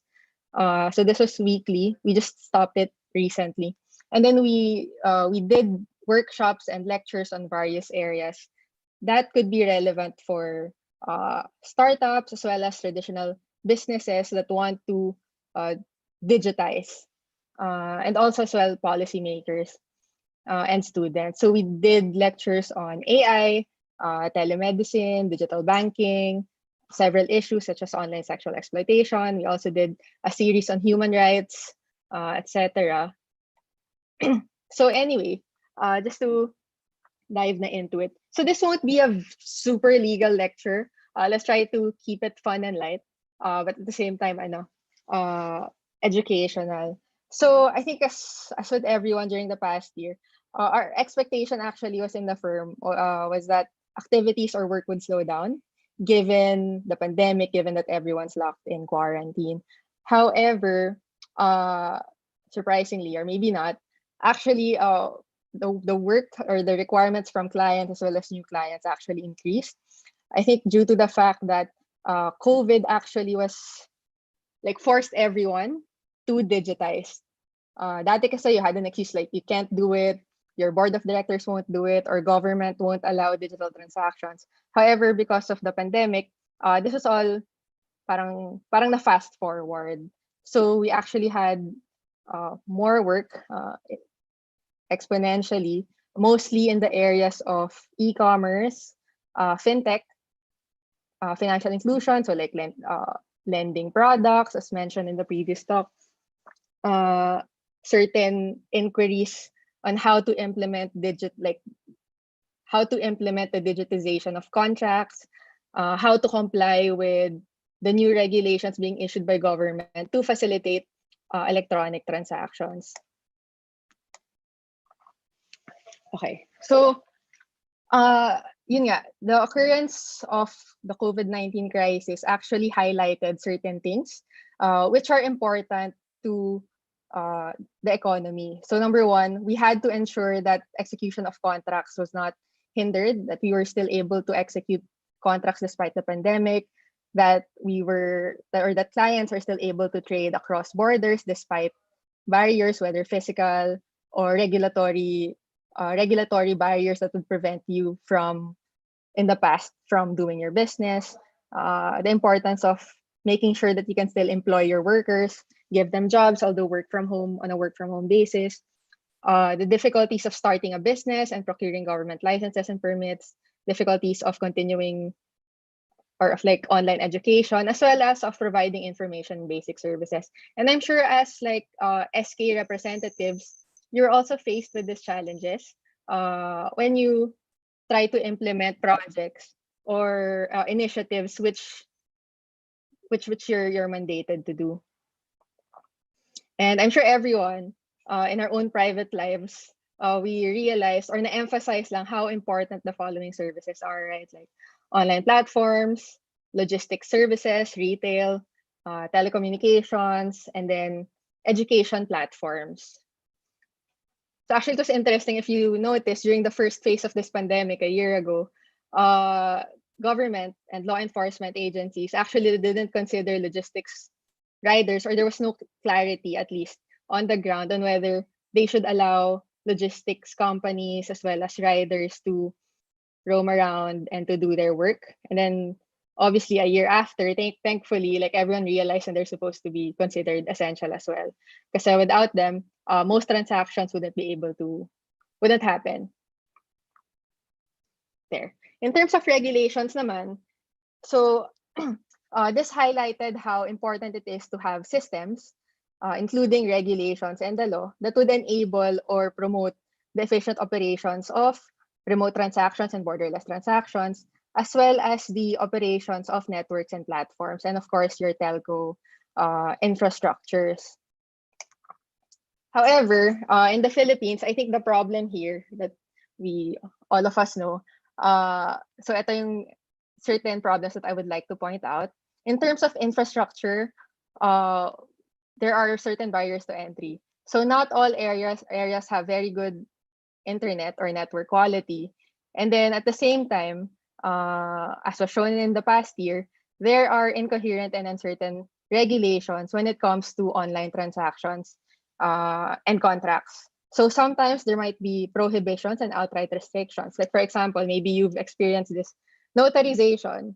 So ngayong pandemic, sarado ang law offices or it's hard to look for a lawyer. And technically, you can't notarize a document if you don't appear physically in front of the notary public. So ngayon, since we're on ECQ all the time, how do you execute contracts that would require notarization? Right now, there are no regulations allowing that. Well, there's a regulation from the Supreme Court stating that you can notarize by video conference, but that would still require the parties to pass the paper to each party. Ibig sabihin, kung ako yung notary public and then ikaw yung pipirma, you need to sign it in front of me while I'm watching you, and then you need to send the document back to me. So parang manomatic siya. So that's one.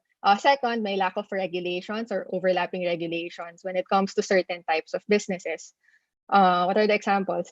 Examples here would be, what do you call that? Motorcycle taxis, which are technically operating without any regulatory authority. Kasi if you look at our transportation laws, the DOTR, Department of Transportation, and the LTFRB, they only have authority over four-wheeled public utility vehicles. And then yung three-wheeled vehicles, nasa LGU yon. Pero saan lulugar yung motor? So technically, we're just allowing them to operate, which is not necessarily a bad thing. Since, as I said, nauna naman yung innovation before the law. However, there were problems initially regarding that, right? Like, with Angkas, they were prohibited for a time to operate precisely because they were operating a public utility, meaning you're providing transportation for hire for in exchange of payment without a franchise. However, we know that na-overcome yun by the need of the public or by public outcry, essentially, which demanded for alternative transportation systems. And then third, meron din yung inconsistent application of regulations. So like one day it's legal, the next day it's not. So that poses an issue for platforms that want to operate in the Philippines, as well as for users ourselves. Like if we're not sure whether what we're doing is legal, that would make us parang hesitate to enter into these types of transactions.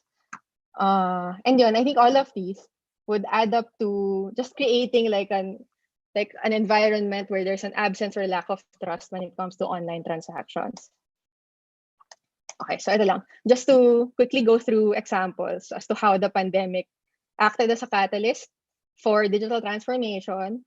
So, yun nga, cell site applications were suddenly approved. So, ano lang yun, parang kawalan ng choice, we need to do it. At least na-push yung government to do that.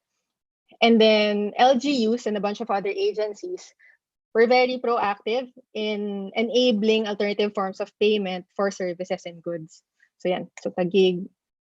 And then, although questionable yung implementation nito, also the DOTR required cashless transactions in toll expressways to make the collection more efficient, to lessen traffic, etc. And then various government agencies, so such as the Supreme Court, yun nga, they issued regulations to enable people to still transact with government, to get necessary permits, to do their necessary compliance work remotely or through the internet. So yeah, I think the SEC has been one of the very active proactive agencies the past year. They've been, I think wala pang like 2 weeks, they've already issued guidelines on how to file reports and compliance documents during the ECQ. And they've been coming up with a lot of compliance regulations actually the past year. They've also recently, a few weeks ago, they've launched a platform where you can file your GIS. If you have a business, you're familiar with that. Your general information sheets and your audited financial statements, where you can do that online. And then they also launched their a new platform. So they have two platforms now for incorporating your business. Although may pagkukulang pa rin, but it's an improvement. So for example, you can, when you want to incorporate, you can technically file everything online, but at the end of the process, they give you a copy of the document, which you still have to sign physically, and then send to the SEC physically. And then payment also, you need to do it physically, like in the banks or in SEC directly. So hopefully, in the next few months, we get to resolve that so that everything's online na. Okay, so here we are. So for everything that's beneficial or that's good to us, brought by platforms, of course, there are also harms presented by the use of emerging technologies and emerging media. And I think this was discussed also by the previous speaker, si Attorney Neri, when you walk through certain various violations that a tech user can commit when using technology. So you have libel, anti-voyeurism, anti-wiretapping, etc. However, dito I want to point naman harms created by platforms or by the technologies that we use. So what are examples? So examples would be the publication or dissemination of inaccurate information. So this is not limited lang to, let's say, fake news or political posts. That would of course harm our democracy, but also like little things, no more of the commercial side. Let's say inaccurate information regarding the functionalities of a platform, or inaccurate information about how a platform uses your data. Pwede rin, let's say it's a marketplace, an online marketplace. Inaccurate information about the goods and services being displayed or being sold by other users in the platform. This problem is what we call is aggravated, I think, by the fact that most platforms are really just platforms. They're just a space for users to post stuff. So if you're a seller and then let's say nagbebenta ka ng goods which you don't know if they're authentic or if they're actually working as your supplier claims them to be, tapos you sell it online and someone buys it, kasi it turns out na fake pala, or it turns out na it doesn't work like it says it would work. So yung harm dyan, mostly platforms kasi when you read their terms and conditions, they disclaim liability over harms or over losses created by other users. So it's really just it's the user's lookout na it's the user's responsibility to check if the goods are okay or if they're authentic. And then another problem or another cause of harm would be tech glitches and bugs present in systems, which would have several consequences, right? So it would cause the platform to crash. If your business or let's say your education is dependent on the availability of a certain platform and then it goes down, then may harm sa'yo. And then again, it would be difficult sometimes to go after the platform kasi they have terms and conditions written by like a law office or by a team of lawyers that would protect them from instances like this. Pwede rin, let's say, ano ba yung mga glitch? Ayun, like a fintech platform, let's say, which told you that you received something when in fact you did not. So stuff like that. And then let's go now to another harm again, so data processing. I want to highlight this because I think there's an interest among the audience about data privacy and protection. So this is very parang crucial at this point, since platforms create value through data. As you may have heard in the past, data is the new oil. So let's say mga social media platforms like Facebook, Google, etc. Ano pa ba? TikTok, whatever. They monetize the data that they have. So it could be like kunwari, it could be as simple as sending you ads, etc. And then it could be more extreme, like collecting your personal information for them to sell to other entities, other businesses, or maybe even government or like bad actors. Ayan. However, I think aside from sa platform side, there are also harms caused by users themselves. So pwedeng users just actively creating fake news or disinformation. Users, what do you call this? Users using platforms for fraudulent activities or for criminal activities, as well as users themselves providing data that they gathered without authority or without consent. So yun. So as you can see, parang it happens both ways. It's the harms are caused by the platform, sometimes due to inherent weaknesses in terms of technology. At the same time, users may also take advantage of those weaknesses in order to perpetrate wrongdoing and fraud. Okay. In terms of regulation, so this is basically the main point of this, the point of this lecture, the short lecture. It's to give you an idea as to how platforms may be regulated in order to encourage authentic transactions and in order to create trust, and how individuals or how users may also be quote unquote regulated. So for platforms, there is no single licensing regime in the Philippines and no universal piece of legislation that would govern online platforms. So yeah, which is a good thing. Because again, you don't want to overregulate the space because the law will not be able to predict how technology would evolve. So you want to leave some breathing room for innovation to develop. So right now, if you're a platform, the applicable regulation would depend on the activities that you do. So let's say if you do courier services like Lala Move, LBC, etc., then the relevant regulations for public utilities and courier services providers would apply. So that's basically mainly regulations from the DICT.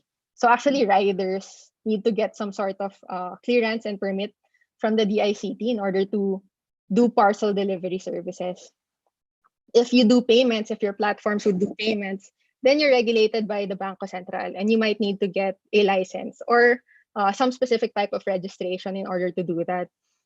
If you're an online marketplace, generally no regulations, but there's a new law, the Internet Transactions Act. It was, what is it now? I think it's still a bill, siguro mga final reading na Internet Transactions Act, which seek to provide certain obligations for platforms. So for example, the draft that I've seen, it would require platforms to identify the participants in the platform. So let's say Shopee, Lazada, or whatever, they're supposed to do some basic level of due diligence and know your client, know your customer, dun sa merchants nila. So they need to know that it's a real person, it's a real business, it has a license before they actually allow that merchant to participate. So the idea is really to create more protection for consumers. Because right now, certain platforms can just say, well, we just provide information, whatever happens on our platform, that's none of our business. So it seeks to prevent that disclaimer from happening. And if you're retail regulations would apply then. So that's basically consumer protection standards, etc. Now, if you're going to process personal information, and this applies whether you're a platform or not, then the Data Privacy Act would apply. I'll discuss that more in a bit. Okay. Now, so for as everyone here has been living in quarantine, I know that most of us has been we've been doing our transactions, our business transactions or transactions for work. We've been doing this online. So just to clarify, kasi the question that I get sometimes, like, can parties execute a contract through email or by placing a digitized photo of the signature on the document? Like, will that be a legally enforceable contract? So the answer to that question is yes, it is. Number one, under current laws, there's already a declaration saying that documents executed electronically are equivalent to physical documents. Okay, but even without that law, you should note that contracts in the Philippines are perfected by consent. Meaning, hindi mo actually kailangan ng signature, generally. Very few instances lang yung kailangan mo ng signature. One would be when you're signing wills, for example. Kailangan physical signature. Another would be marriage settlements. Let's say prenup, dapat physical signature. But most commercial transactions, let's say sales, partnership contracts, etc., consent lang yung kailangan. What does that mean? So any manifestation of consent would already prove that the parties agreed. And then you can sue that party in court. Examples would be emails. Let's say you submitted a contract and then the other party said, yes, okay, let's do this. That's consent. Chat messages also, that would constitute consent. So terms and conditions, if you click the tick box or you click an I agree button, that's also consent. Okay. Quickly lang, there are also a bunch of other government regulations that actually seek to promote innovation talaga. Although, we mentioned implementation is different from regulation. However, at least there's a regulation there which we can work with. And I think that's a place to start. So for example, there are certain regulations now for startups which seek to provide grants and funds. Either grants or investments. There are also regulations making it easier for people to access credit to encourage entrepreneurship and micro businesses. So examples would be the Personal Property Security Act and a credit program under the Innovation Act. So right now, actually, banks and other credit institutions are required to set aside a portion of their total lending funds to lend these to innovative companies. So I think like 5% of all their funds should be set aside for them to lend to entrepreneurs focused on tech. And then we also have yung PhilSys National ID System, which would in theory make it easier for people to transact online and remotely, since it would erase any doubt as to the identity of your counterparty, which is, I think, the difficulty these days, diba? It creates our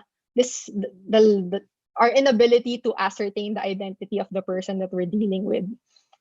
Creates an environment of general distrust lang. Kasi how will you go after that guy if may problema in the future? So hopefully this helps. Okay. In terms of consumer protection, there are actually specific regulations for online transactions.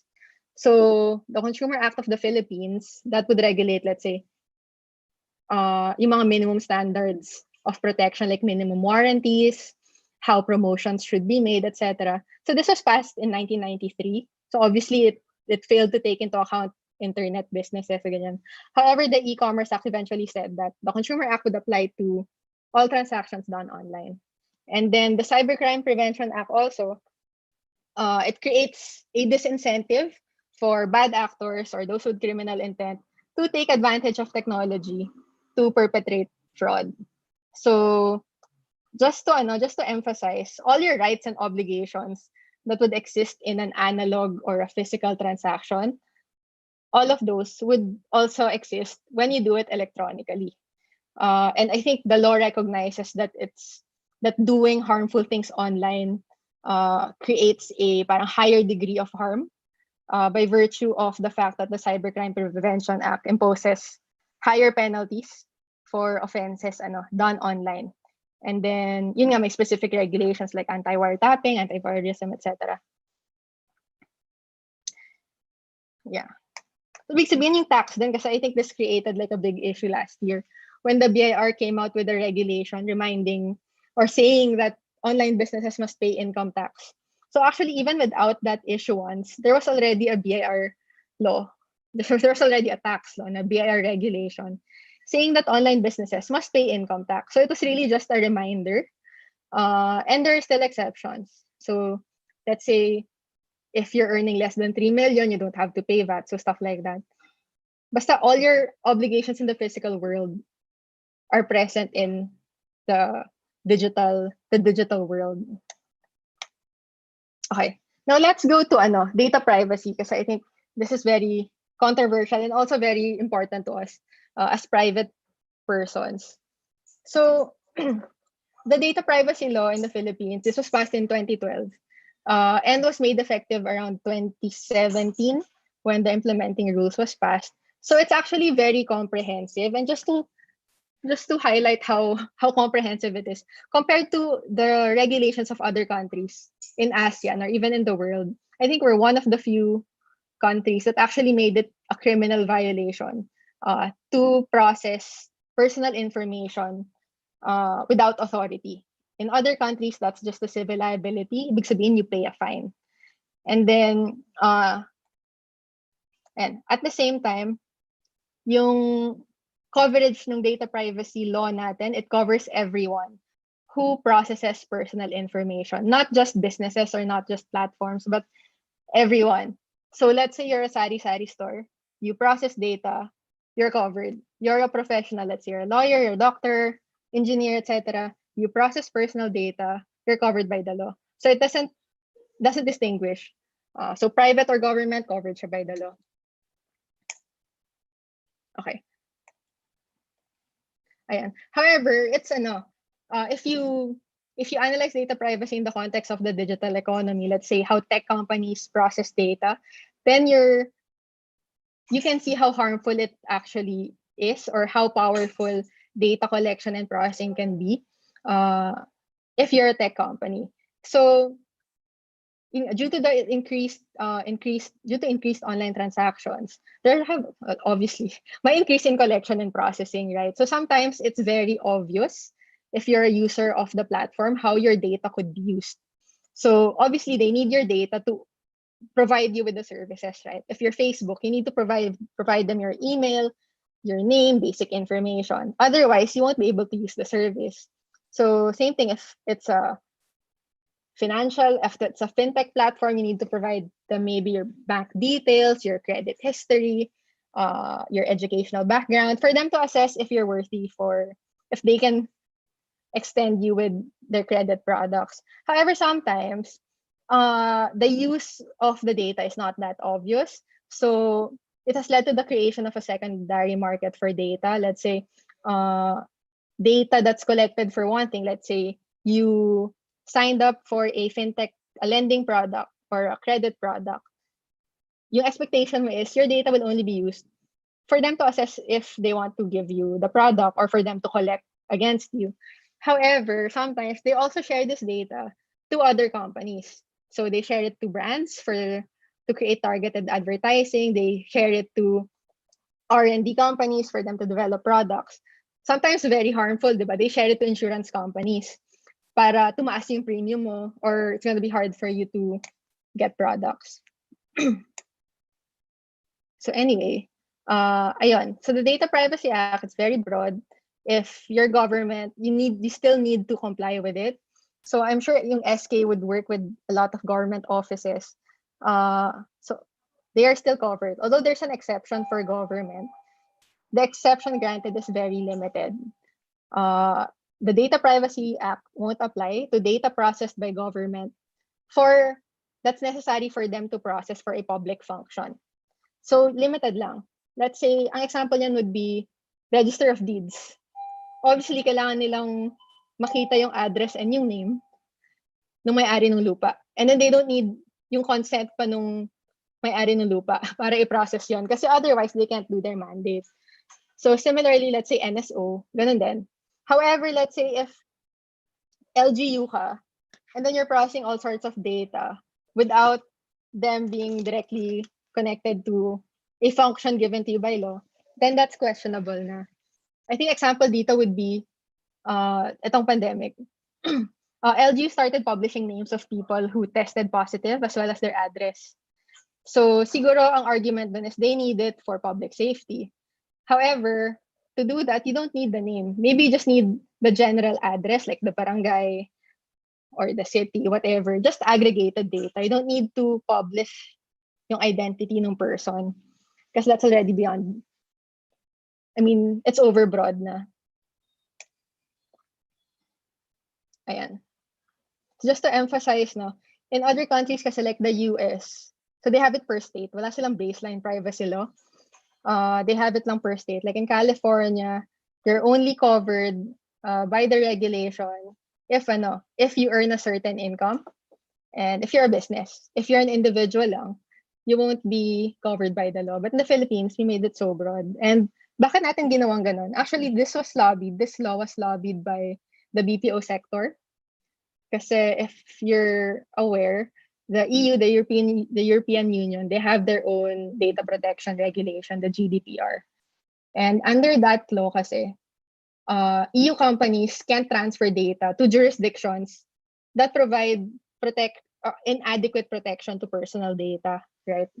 So in order for the BPO companies here to continue to operate, they needed a baseline, we needed baseline regulations to protect personal information. So that's why we have the Data Privacy Act. Yeah, interesting background. And it's parang good thing or bad thing siya eh. Wait lang. So if you're a user of the platform, generally the platform can only use your data if may legal criteria siya, which is normally consent. So that's captured when you click I agree dun sa terms and conditions. But in order for consent to be valid, you should be informed about the following. So the description of the personal information that they're collecting, what they're gonna do with the data, to who they will share it with, do they exercise any automation processes, and then they need to inform you pa of your rights, which Attorney Neri mentioned kanina. And then they also need to tell you how long they will process it, and how they will retain it, and then how they will delete it. So you're gonna end up with a very long consent form. All of these information should be there. In the absence of one, you can argue that your consent was invalid. So it creates so much work for the platform and also for you because you have to read it. And then at the same time, platforms also, they need to be aware that the unauthorized processing or accessing of information or the breach of data, the concealment of security breaches, these are criminal acts for which their directors and officers may be punished. However, again, take note, this also applies to private individuals that collect personal information. And then when we say personal information, it's any information you can use to identify an individual. So name, mobile number, ID information, etc. Lahat yun personal info. So what's the effect on digital platforms? So as you can glean from the previous slides, the law actually increases the operational and compliance cost of platforms because the platforms ideally need to be transparent about how they process data. They need to conduct regular privacy impact assessments. And then given all of these work, they need to have a dedicated protection team. So it may be more difficult to launch functionalities and products. However, it also creates value. So yes, it's costly, it's difficult, but it builds trust with the regulators and consumers. You can market yourself as a compliance-driven company. If you're compliant, it's a competitive advantage. And then, of course, it allows you to legally process data. And as we said, data is the new oil. The more data you have, the better products you have, the more people you can reach. Diba? Network effects na lang yun. And then it also minimizes your exposure from potential regulatory action and enforcement action from government. So ayan. So can privacy web be a big business? Yes. So a bunch of startups in other countries started developing solutions to help companies comply. So ang included dito would be solutions that anonymize data so that you can use them, security solutions, etc. And then various regulators, including our own, the National Privacy Commission, have been going after platforms for unauthorized processing. So like in Singapore, so the Singapore watchdog has been very active. They recently fined Grab for a data privacy violation. The NPC, they've been, although ano lang, they've been issuing guidelines reminding businesses to use data collected properly and to get consent. This is in light of all the contact tracing forms that we've all been filling up the past year. And so from the point of view of the data subject, what's the effect? Well, it actually, the data privacy law provides a legal framework for platforms and for processors to legally exploit your data, right? Because arguably, as long as they get your consent, they give you long legal forms to fill up, then it's legal na for them to do it. So from the end of the data subject, it gives you some sort of a false sense of control over your data. Because yes, you're informed, but you actually can't do anything about it. Because let's say you want to use Facebook, you can't negotiate with Facebook, right? For them to amend their terms and conditions just to have you on as customer. So what happens is if you want to access a service which has been rendered essential, like maybe social media, kasi essential siya for information, you're forced to agree to their terms. And a study has actually been done na if you read all the terms and conditions that you've entered into over the course of 12 months, it will require you to spend like $10 million in legal fees for you to effectively review them all. Yeah. But at the same time, if you temper that, if assuming that you're dealing with platforms that act in good faith, data protection regulations actually empower individual data subjects. So it expanded the scope of regulations to cover everyone, unlike in other countries that limit it to big businesses lang. It also includes government, which is a good thing. They have to comply with the law. And then it grants you some level of control over your personal data. Because at least ngayon, black boxes are discouraged. Like platforms can't just collect data without telling you anything. Yeah. And based on experience lang, like in my work as a lawyer, multinational platforms or multinational companies and regional platforms are actually in a way comfortable of sending data to the Philippines or collecting data from the Philippines, given how clear-cut the regulations are. So, yeah, so that's a good thing. Okay. So we've discussed yung obligations that we should expect or we should impose on platforms, right? However, I think this is not usually discussed, but I also want to emphasize that the users themselves must also comply with certain parang minimum obligations when using platforms. Because I think that online platforms, are only successful if they have enough activities, if they have enough users.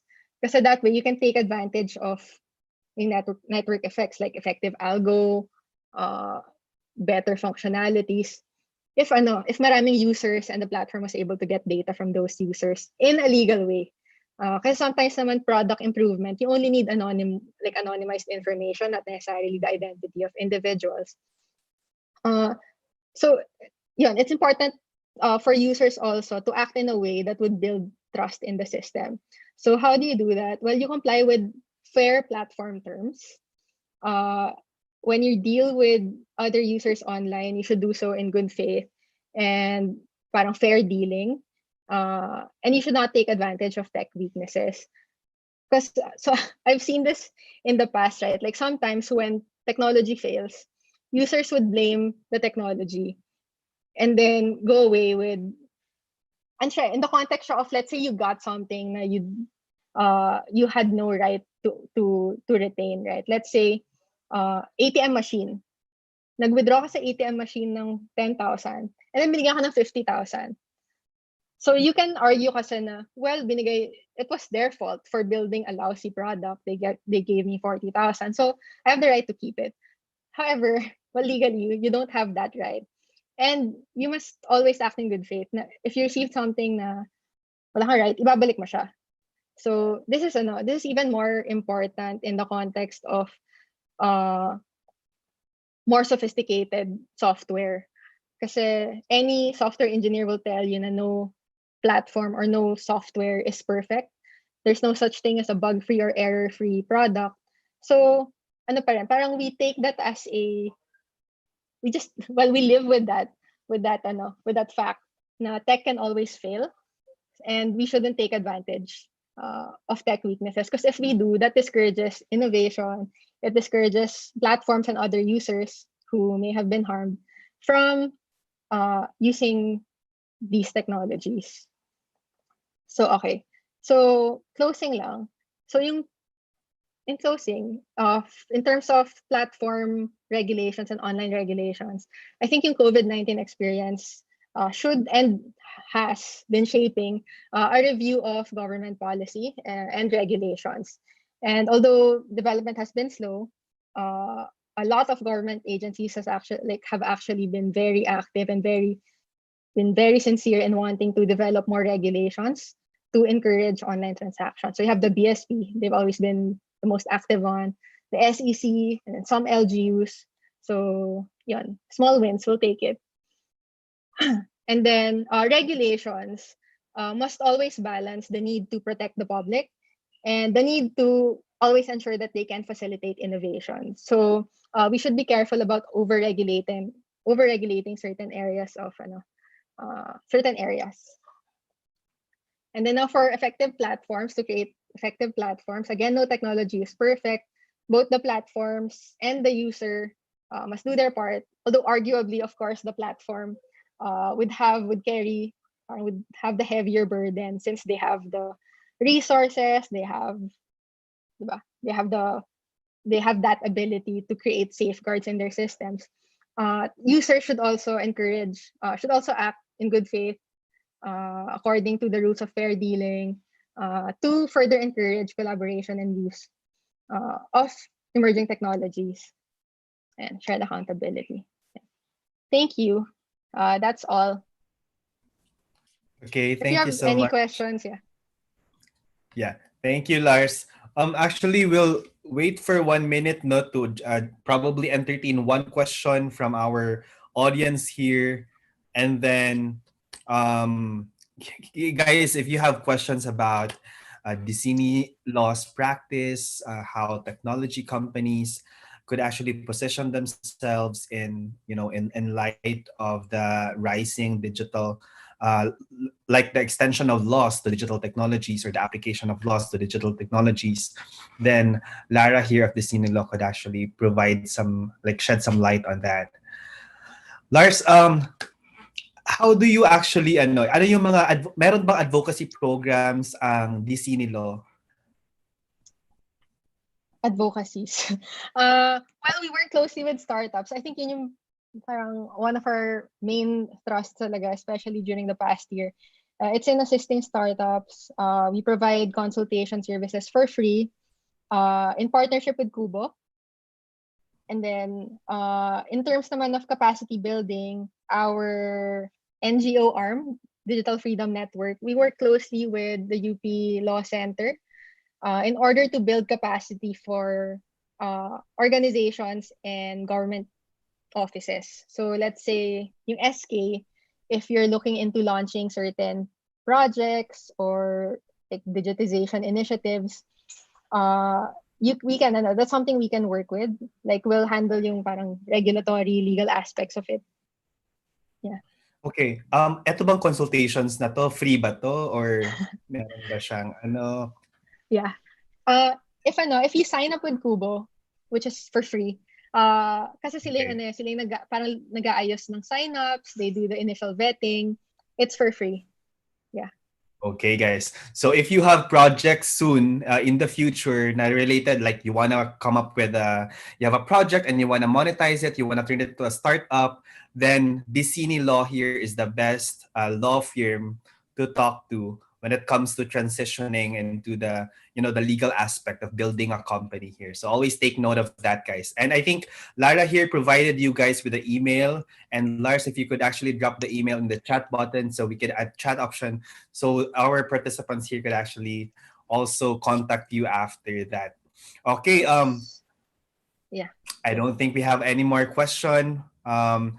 Okay, guys, that's it for our presentation from Dicini Law. Let's all give Lars a Warm virtual applause. Lars, before you go, we'd like to show you this e-certificate from Media Civics Lab. Thank you so much for participating. The certificate of appreciation is given to Icon Larissa Serzo of the Cine Law for sharing her valuable knowledge as a guest speaker during the Media Civics Lab seminar workshop on social media and the law, given this 10th day of April here in Manila, signed by yours truly and Nina Lewis, Assistant Cultural Affairs Officer of the Embassy of the United States here in the Philippines. Thank you so much, Alright. Lara, and hope to see you around. Hi, thanks, Gab. Thanks, everyone. Thank you so much. Okay, the next part of our program, because we still have 30 minutes, guys, is our presentation from our another presenting organization. So the presenting organization for the second part here is Internews, and the speaker for this session is no other than Mr. Gian Libot. Gian is an experienced professional engaged in project management for development and humanitarian projects. Gian has proven in-field experience in some of the most challenging environments, from low intensity conflicts to complex disasters and emergencies. He worked closely to support various programmatic specializations such as disinformation rumor tracking, communication for migration, peace building, site management, shelter, livelihood, water, sanitation, and hygiene projects. Currently, he is the senior program officer at the Internews Network, and he used to work before at the UNLOM. In his current affiliation with the Internews, they do empower people worldwide with the trustworthy, high-quality news and information they need to make informed decisions, participate in their communities, and hold power to account. Internews seek to realize the potential of a digitally connected world, a world in which evidence-based information advances human progress, enables broad opportunity and accountability, and fuels vibrant civic debate. Let's all give Mr. Gian Libot a warm welcome and a virtual applause. Handing it over to you, Gian. Thanks, Gab. Can you hear me? Is my audio Yeah. clear? Okay, I'll just get started with the presentation. Thank you for the really good introduction. So good afternoon to everyone. Maayong hapon. So like as what Gab sort of mentioned a while ago, I think the presentation that I'd like to share this afternoon really moves a little bit away from the purely legal aspects of social media and their uses. Later on, I'll try to ground this and explain this further, but I want to sort of give a big picture on the current global trends with respect to how social media is being treated in some parts of the world, and how, as youth leaders, we should look at the potential of social media. Also, in acknowledging that there are limitations with respect to them and how they can be used. So I'll share my screen. Nope. Can you see that? Oops, sorry. Let me just share that again.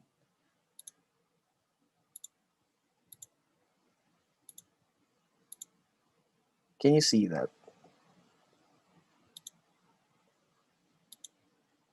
Is that on slideshow view na? Just trying to check. Yeah, we can actually see it. Yeah. Okay. Yeah, it's on the deck. Okay. So first, I think Gab already explained a little bit what Internews is, but allow me to maybe just take a very brief time explaining what we are and what we do, because I think the name Internews can mean so many things to many different people, especially with the aspect of news there on the name. You might construe us as something like BBC or an international media outlet, which we're not. So first of all, Internews is an international nonprofit, so we are an NGO. I think the centrality of our work revolves around this idea that we believe everyone deserves trustworthy news and information to make informed decisions about their lives. So really, this aspect on supporting an environment wherein we maximize informed choices. Currently, in a number of parts around the world. We exist globally, so we have offices in Washington, D.C., in Arcata, in London, and in Paris. We also have regional offices in Bangkok, Kiev, and Nairobi. So I guess I would say in most of the major regions, we have a presence. Um, Large parts of our activities work around training journalists and digital rights activists. This just means that currently a lot of our involvements really work around working with media and also with digital rights advocates. And this extends beyond journalism trainings. We also work on disinformation. We also work on improving their business models. And I think when we mention digital rights advocates and journalists, we're really talking about, or our central audience really is local journalists and local digital rights activists, those that are catering very specific communities and who really do need the support and assistance. And then, yeah, last but not the least, we support independent media from radio stations. I think in my experience, I've worked for Internews over the last 7 years. We've put up radio stations as far as South Sudan, Myanmar, and really tried to focus our efforts beyond the infrastructure, but also in respect to capacity building and improving the systems and institutions in those areas. I'd like to think that we are doing our small part in making sure that our objectives are met. So for this afternoon, I want to talk about first this idea of a rights-based approach to our line of work. The aspect here really focuses on the right to information, being that I said a while ago, we believe that everyone everywhere has the right to access information. And I think the previous two speakers this afternoon have sort of provided the legal framework for this right to information. And I'll probably just review some of them very briefly. So where does this concept of right come from? There are, I guess, local versions of this in the Philippines. You're probably looking at what Attorney Neri talked about a while ago, freedom of information and freedom of expression, Article 3,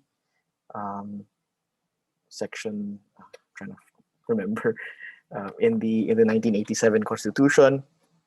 But overall, it also goes back to the Universal Declaration of Human Rights, which is in Article 19, which states that the fundamental right of freedom of expression encompasses the freedom to seek, receive, and impart information. So you have to look at it in sort of like a two-way street. You have we recognize the ability to express, but we also recognize the ability to access and receive information regardless of frontiers. And I think the concept here is that we make no exception, and when exceptions do happen, it is not the burden of the individual to prove that those exceptions are in place, but obviously of the duty bearers, those who possess the information to make the exception. So the exception is not the rule. The exception is the rare thing that happens, and in most cases, people should be able to receive information. So what are the challenges towards us achieving this fulfillment of being able to access information readily? Of course, we have the environment. In our experience, for example, many times natural disasters have disallowed us from being able to access information just by virtue of the fact that a radio station was toppled down, there's no signal. These things continuously challenge our ability to access information readily, and that has an effect on the way we live our lives or the way we recover. So in my experience, for example, having worked in a couple of natural disasters and emergencies, I've seen how when people don't have enough information, they tend to make certain actions that for them, they're just self-preserving, they're just trying to save themselves. But in general, because of poor information, they make really poor outcomes of their decisions. Like an example would be the time in the Bohol earthquake. I don't know if people here remember. The aspect of the earthquake was so new to the residents of Bohol that for some of them, the aftermaths, the aftershocks, made some of them believe that the whole island might suddenly sink after that huge 7.1 magnitude earthquake. So for some of them, even if they weren't really prepared and ready, they actually tried making plans of migrating away from the island, um, which again really is a result of um, poor access to information. In Typhoon Yolanda, the other sort of relevant experience that I also worked in is the idea that, you know, the concept of the technicality and the languages on weather prediction may have caused the degree of confusion for people. What is storm surge? What does that look like? And so the actions that they made, they weren't able to fully anticipate what happened. There are also challenges that exist in other factors. So we have culture, for example, certain practices prevent certain individuals or certain portions of society from being able to be provided information just because, you know, culture dictates that they shouldn't be given access, or that you should be living at home only, and that it should only be the, you know, the breadwinner of the house that should be able to receive information, and that results in some degree of like gatekeeping na isang person lang in the household is allowed control. Politics also affects our access to information, especially in some environments wherein the ownership of certain media institutions are controlled largely by political forces. So therefore, the only information that we're able to read is very sort of biased, or only presents a single version. So that does have an effect. And obviously, last but not least, and I'm just mentioning factors here, these are not limited. There are probably a lot more other challenges. But conflict also is a particular issue that quite a number of us, maybe not everybody on this call, but especially for those who live in communities wherein there's persistent low intensity conflict, it does present the challenge to information because, you know, it's very hard to get information in an area wherein your life is in danger and you have other priorities. So to that respect, despite these challenges, I think the whole thrust of our work here at Internews really is to find ways to overcome those significant challenges that were presented, whether it's by environmental, whether it's cultural, political, or even contextual and conflict sourced in nature. And I'll probably encourage after this talk to give out a link on the main project that we're doing right now in the Philippines called the Initiative for Media Freedom that tries to address some of these areas. I don't think we're addressing everything, but we are in a midst of a full effort together with the Foundation for Media Alternatives and other members of our consortium to be able to help address some of these challenges. So that being said, allow me now to proceed to sort of my main aspect of this call and this presentation. So I want to talk about social media for good and how to address misinformation online. So whereas the previous two speakers built the foundation for how, you know, regulative environments exist or may not exist in the country, and as far as social media is concerned, there are laws that support it, and there are laws that we may have to approach in caution. I want us to take a even more of a step back and look at some of the existing trends that are happening across the globe when it comes to social media, and ask ourselves the question: is this the kind of trend that we'd like to commit to or continue with, or are there other alternatives? And then later on, I'll talk about some of the alternatives to a regulatory environment. So first of all, I think the question that I want to ask is, social media, is it bad or good? And I just want to get the sense of the environment in the room and you can just type in your answer overall within your experience, and you can just either type bad or good on the chat box. What do you think social media has been for you personally overall? So like, if you combine both the inherent bad effects and the good effects of social media, has it mostly been good or has it mostly been bad? So kindly type good or bad on the chat box. Okay, I'm seeing bad, seeing good. Yes, there are pros and cons, but I want you to make a value judgment for yourself right now, whether or not you think it's been good or bad. Okay, I'm seeing a healthy mix of answers. Mostly good.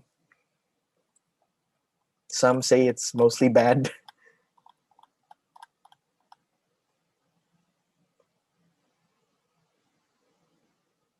50-50, like very even, good and bad. Okay, so we don't have to make an audit of, who has won. I think if you look at a lot of studies around the world, there's been a sort of, I guess, a consensus that social media has been a force for good and bad.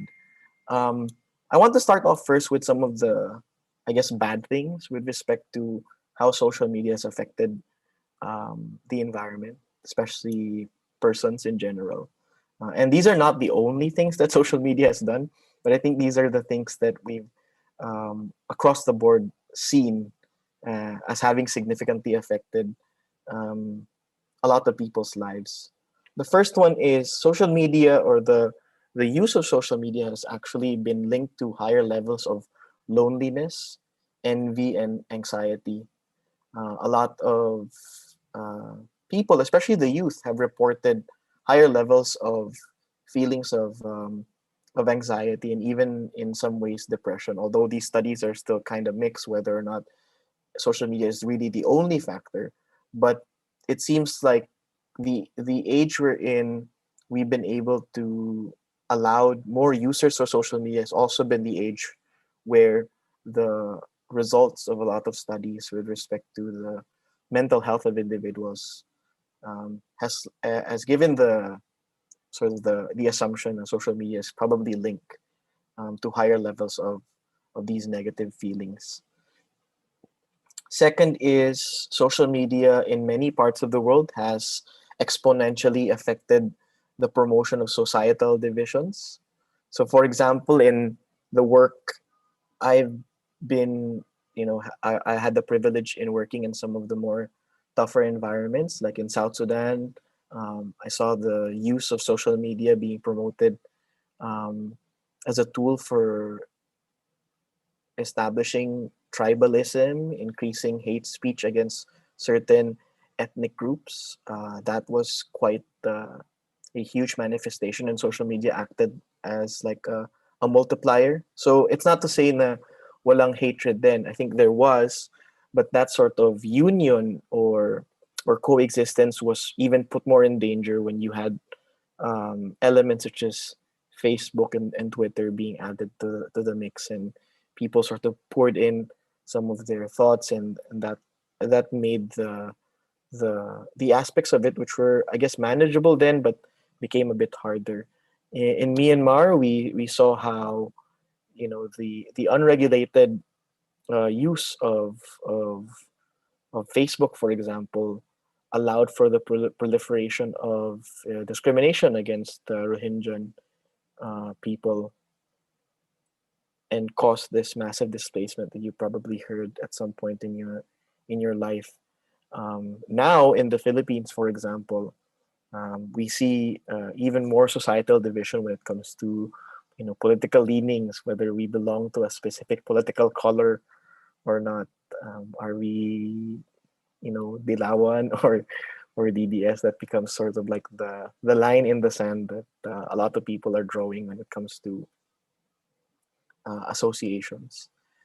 The other thing is, there's been an increase of misinformation and disinformation online, and that's obviously been a result of the existence of social media. It's not to say that misinformation and disinformation have not existed before. They have existed, in in many other formats and many other mediums, because social media is just a platform, it's a tool. But I think it's no doubt that the platform right now has allowed for this almost kaya nga tinatawag nilang viral overgrowth of misinformation and disinformation online. And as much as social media has given, all these bad things or perceived bad things, it's also no doubt that they've also given out good. Social media has allowed for the reunification of many families that have been displaced by conflict. I've also seen that for myself. We put up in the onsets of just a few days after Typhoon Yolanda, we put out information booths in Tacloban to allow for people to be reconnected, not just through phone, but even through Facebook, to send a message that they were, safe and sound. That's been quite a, if you see it for yourself, it's a really, heartwarming tool. And that's been allowed for social media.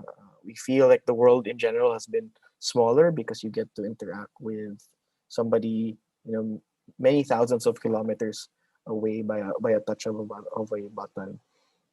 It's also allowed for the access of information for areas wherein it would have taken us, a much harder time to access without these specific platforms. Like, imagine the amount of knowledge that we have right now that's ready on our fingertips because of these tools. So it's been both, I guess, good and bad.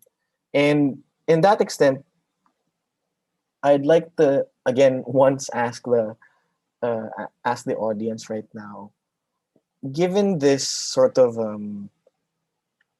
trend of both good and bad, do you think there should be a legislation or a law that would regulate social media? And I'm talking about the Philippines, and especially because we're in the presence of some youth leaders that are really involved in aspects of legislation. Maybe you can give in just type in yes or no. Should we have a law that regulates social media platforms in the Philippines? And just say yes or no on the chat box.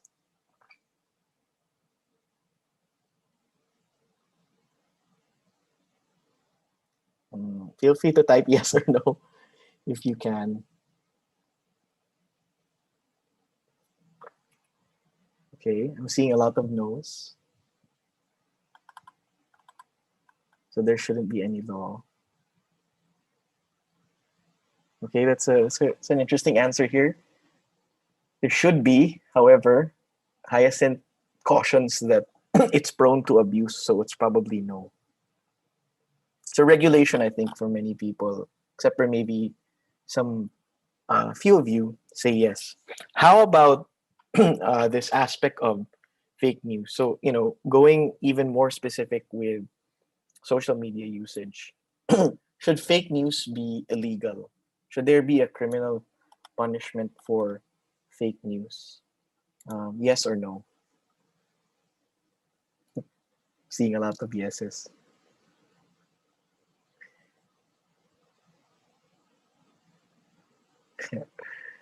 Aaron Paul says that it probably should be defined what fake news is. Okay, so it's interesting because for many of us, we are probably against the overreach of authorities in general. Like, we're just really cautious about the idea of having broad powers of regulation. But when it comes to concepts of fake news, it's a lot easier for us to say, yeah, that definitely that should be something that should be illegal.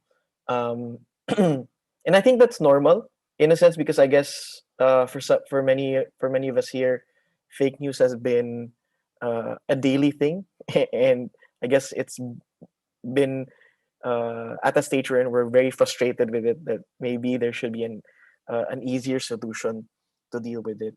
And don't feel too bad about it, because your views on fake news are actually quite it's not a minority view, it's actually a majority view. In fact, across the world, we're seeing a lot of legislation being done by other countries that try to counter fake news through legislation. So, for example, in Singapore, there's the Protection from Online Falsehoods and Manipulation Act. In Malaysia, there's the Anti-Fake News Act. In Germany, there's the Network Enforcement Act.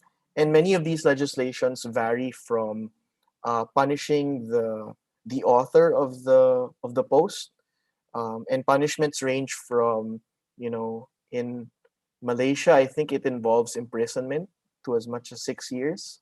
In Germany, the Network Enforcement Act actually requires platforms to take down a specific post that's deemed offensive or fake in the next 24 hours. Otherwise, the platforms themselves, the websites or the social media platforms, will be held accountable and will face really, really steep fines. Um, and in Singapore, it's really been sort of like a mixture of fines. I don't think it's committed to the point that it identifies imprisonment, but really uh, putting penalties on people who post and share these types of information. And the reality is, there's no perfect solution, because in many of these existing legislations that I pointed out right now, these are the only ones. There are other sort of trends that are already on the table. Like, for example, I think in Argentina, they're talking about some fake news, anti-fake news legislation.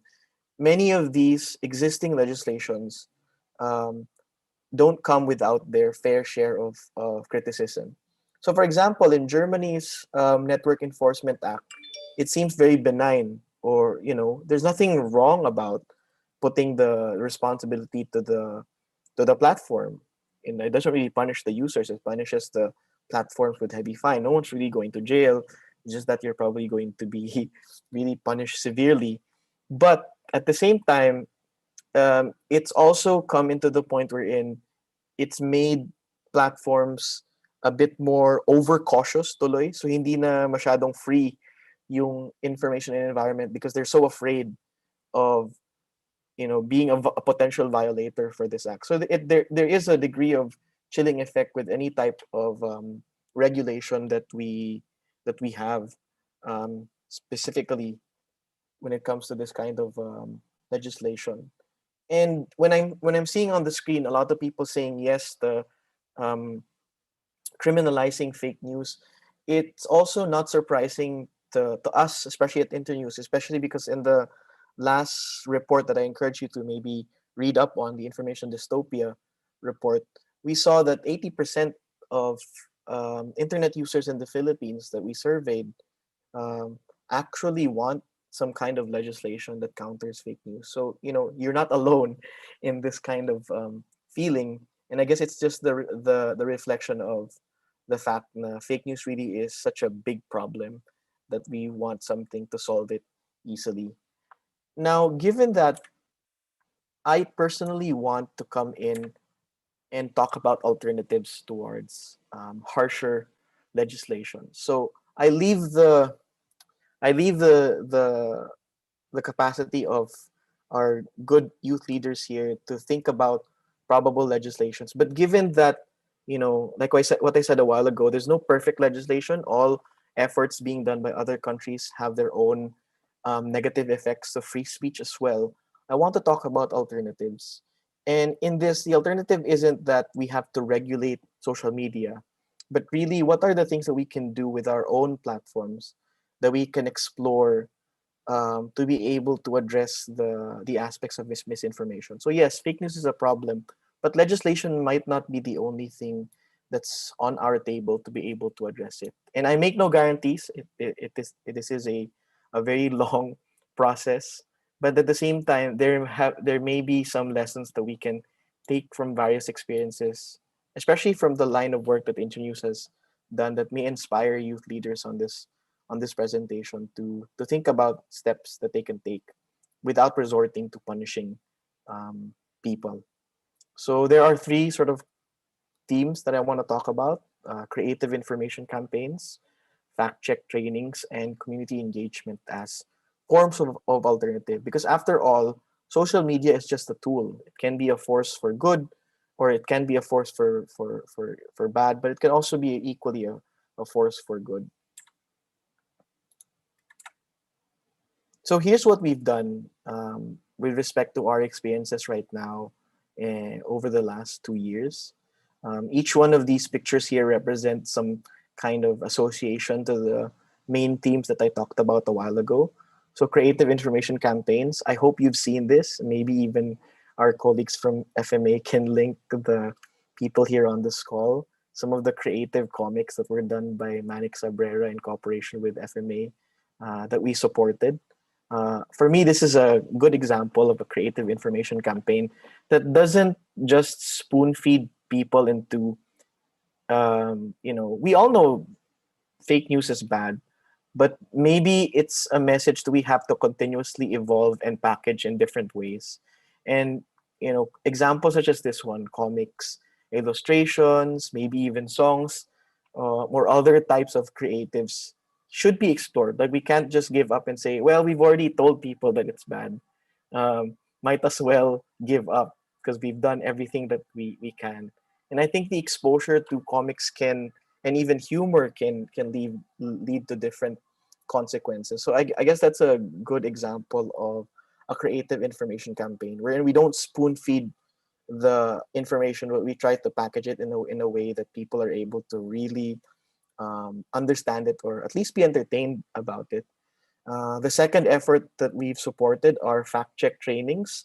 And I think the difference with what we've been seeing right now from some of our partners at Internews is that fact checking is no longer just presenting tools, but having a context that relates to what we're confronting as a society. So, for example, last month, in partnership with the Department of Journalism of the University of the Philippines, we had a fact check training that focused on the vaccine efforts as a means to contextualize that experience, because sometimes we can forget about the usages of fact check you know tips and strategies, and that's a reality because there's no usefulness for them. It's not like I have to do it all the time, but confronted with huge issues of vaccination, misinformation surrounding vaccines, this contextual approach, I think, is a really good idea that you can take on for yourself, especially as a youth leader.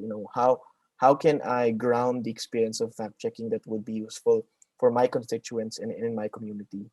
And then the third picture here is one of our efforts in the Baram region through a project we called the Rooted in Trust project, and it engaged youth ambassadors, and even youth using very young inspired youth leaders to cascade the information that they saw online, and not just sort of preach proper health and safety measures to communities, but actually engage with them, have dialogues with them, understand their driven anxieties. What makes this issue on the mistrust on hospitals really a big thing? Is it just because you don't trust hospitals, or is there another reason why certain communities don't really trust hospitals at all?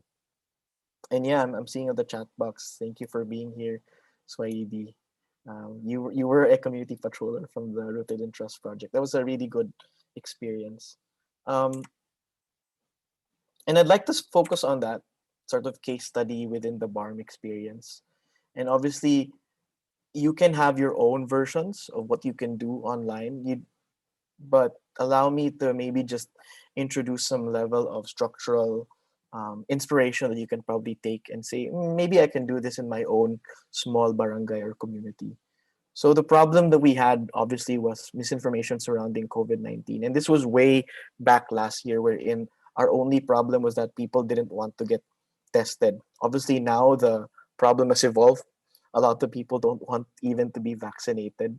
But what was our approach? Our approach then was not to come in these areas and say, you're wrong, we're right, here are the facts, come in with medical information. Because what we found out was through our earlier works on engagement and listening, we found out that there are other issues why people don't believe testing. It's because it's associated with some degree of mistrust with hospitals, that hospitals were sort of making COVID as a money making mechanism, or that there's some kind of political motivation why we're being vaccinated, because we're going to turn the community into, you know, infertile, and they won't be able to produce anymore. And that was only made possible because we allowed for, you know, people who belong from that community to talk about the issues first before saying they're wrong, but to actually understand why do they feel that way. And that kind of engagement was also manifested by the fact that, with respect to participation, we allowed for, you know, inspired individuals, especially from the youth, to use their energy and engage with their elders. And I don't think I can make a guarantee that it's always going to be successful, because, of course, in some of your communities, you will face some degree of resistance. You'll feel like, oh, I'm just young. Am I really going to be listened to?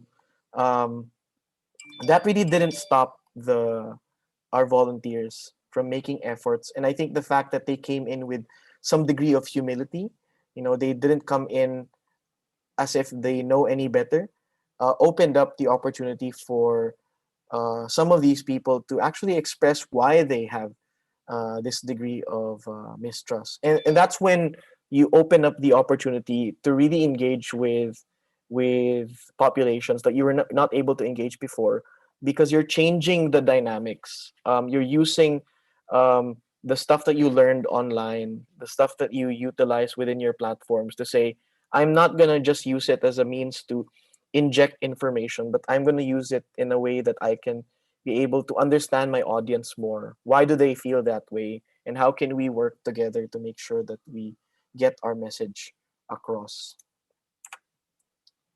And in general, this kind of process really just reminds me that it's very consistent with some of the other projects and interventions that Internews has done in other parts of the world, like really first listening to communities first and then experts later.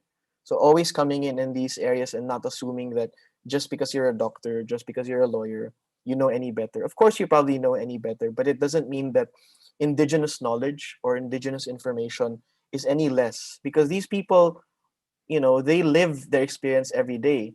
So if you come in and you just say you know better, then that really just ensures that you're not going to be able to have a conversation with them. So having the step to listen first, and social media is such a good tool to listen, because you see their comments, you know, you see what they're saying, and instead of moralizing them or saying ah mali yan, or ang bobo-bobo naman ang comment na yan, try to understand where that comes from, and then you can, you know, seek ways to be able to find a middle ground. The second thing is, in some parts of these processes, it creates an opportunity for engagement, wherein we have discussions that try to address their anxiety. And I think the root sort of cause in many bits of information is that it tries to fan the flames of people's anxieties. Like, there is already fear, and what misinformation and these kinds of news do is that they expose this fear. That's why people gravitate to them, because, oh, I already know that, you know, I had a hunch that, or sinasabi ko na nga ba yung gobyerno to, hindi, you know, we can't trust them. And that kind of information just reinforces it. So if you don't address that anxiety, then no matter how credible your platform is or your packaging is, it's really not going to be able to get the message across. And then lastly, the process of information, it should be accessible. It should be in the language that they understand. It should be in a format that they can use and they're able to really get exposed to. So if you can see the screen, you know, some of the pictures here don't really even utilize social media at all. Like in my experience in South Sudan, we put up a speaker on top of a motorbike that went around the refugee camp, and sort of broadcasted a 15-minute radio segment that featured the voices of people inside the community, so they could hear themselves talk about the issues. And we did invite an expert to, you know, have a dialogue with some of these concerns living in those camps. Or in Bohol, for example, instead of having the radio program go to or wait for it to be broadcasted, we invited, you know, numerous leaders from from UN heads of offices to, you know, barangay leaders to actually have a discussion with communities themselves who were affected by the earthquake underneath this sort of cute um, mango tree. And it's such a grounding experience that I think, you know, we can replicate on our platforms as well, especially because we are digital natives and we can do this process again and have a bit more success in our efforts. So I'm almost on my last slide, and I just want to finish with a couple of lessons learned that I feel like many of you may, you know, hopefully take away from this, which is that misinformation and disinformation should also be addressed with empathy. And I think in general, that's really been I think the lacking theme in many of our efforts, that we often feel so angry with the environment of fake news that our main default response is to go almost tribal and be angry about it. Dapat tanggalin na yan or dapat parusahin na yung mga tao na yan. And I think we're missing out on the opportunity to be more empathetic. And I think our environment right now definitely deserves a bit more empathy than usual. The second thing is really this component on language. I think it's very important for us to um, consider language in our efforts. You know, not just language in a way that it's in Filipino or in Cebuano or in Chavacano, but also language that's accessible, you know, that's not too technical, that really relates to the audience. Because after all, language is not just being understood, but it's also about making sure that people feel comfortable in approaching you. So, you know, avoid trying to put yourself in a higher position when you're trying to engage with your audience. And then certainly last but not the least is maximize the formats online. um, I want to give a very relevant fresh example on one of the efforts that we did last year when it came to addressing misinformation on testing, and this was done in Marawi in the Amay Pakpak Hospital. So instead of having a you know a generic approach on, oh, this is testing, these are the steps that are done, what we did was actually to interview the hospital staff and take a small camera team. Wasn't even a professional team, just somebody with the camera, and we allowed for a very short segment that our partners posted online to take the steps of inside the hospital, you know, to really show and demystify what that process of testing looks like from step A to step B. Because in many ways, you know, the belief on vaccinations being used to profit was also born by the fact that many individuals don't really know what happens behind the hospital. Like, ano ba yung nangyayari pag testing? Ano bang kinukunan? Dugo ba? You know, what does that look like? What does the test kit look like? And I think that the program that we did with our partners under that project was really such an eye-opener that, we can really, you know, maximize that video format. It was such a simple approach, but it had such a meaningful impact on people that they felt a bit more comfortable um, with respect to agreeing on being tested because of the fact that they saw what the steps look like. And this can be done in other, you know, issues as well. You know, whatever your advocacy is down the line. So I just want to end there, and I just want to say, you know, thank you very much for listening. Um, and never underestimate your small efforts, because after all, you know, a pebble that's thrown in a pond can ripple. Thank you. Okay. Thanks, Gian, so much for the inspiring actually talk. And for me, parang pinaka-ano ko dun is about empathy. Kasi I think this is something that really a lot of us don't remember. Especially once emotions are already, aflame, then nainis ka na dun sa post, yung ganyan, or nainis ka na dun sa person. So, yeah, it's a good reminder. And also to be creative then in how we use the platforms. Kasi, yun nga, timely din. And maganda nga yung example about dun sa showing how testing is done. It's very simple. Hindi nga siya sobrang, hindi naman high production team yung kailangan. Pero yung impact niya is actually huge kasi people can see, okay, ito pala yun. Di pala siya something na, okay, binibenta pala yung dugo ko or something, yung ganung kind of, I would say, how people see it or assume actually of these things. So, yun. So, before we end, may questions ba tayo from the participants? You can type in sa chat or baka mamaya comments kayo or any inputs. I know it's we ran over a little bit, so konti lang naman. But yeah. So it's a reminder for all of us to become responsible consumers. Okay. Yes, agree. Totoo yan. Then, my other questions ba or inputs? Yeah, I just want to comment on Justin's sort of Yeah. comment here. I do encourage that. I think in general, from our perspective, legislation that tries to overregulate an industry should always be approached with caution. And that's why it's much easier to come up with solutions that we can do for ourselves. It doesn't mean, though, that we don't hold platforms accountable. I think that's definitely something that we have to pursue. But in general, what can we do as individuals or as consumers of information? And we can probably talk about other things like algorithms in general. But how can we use the tool that we have right now for something better?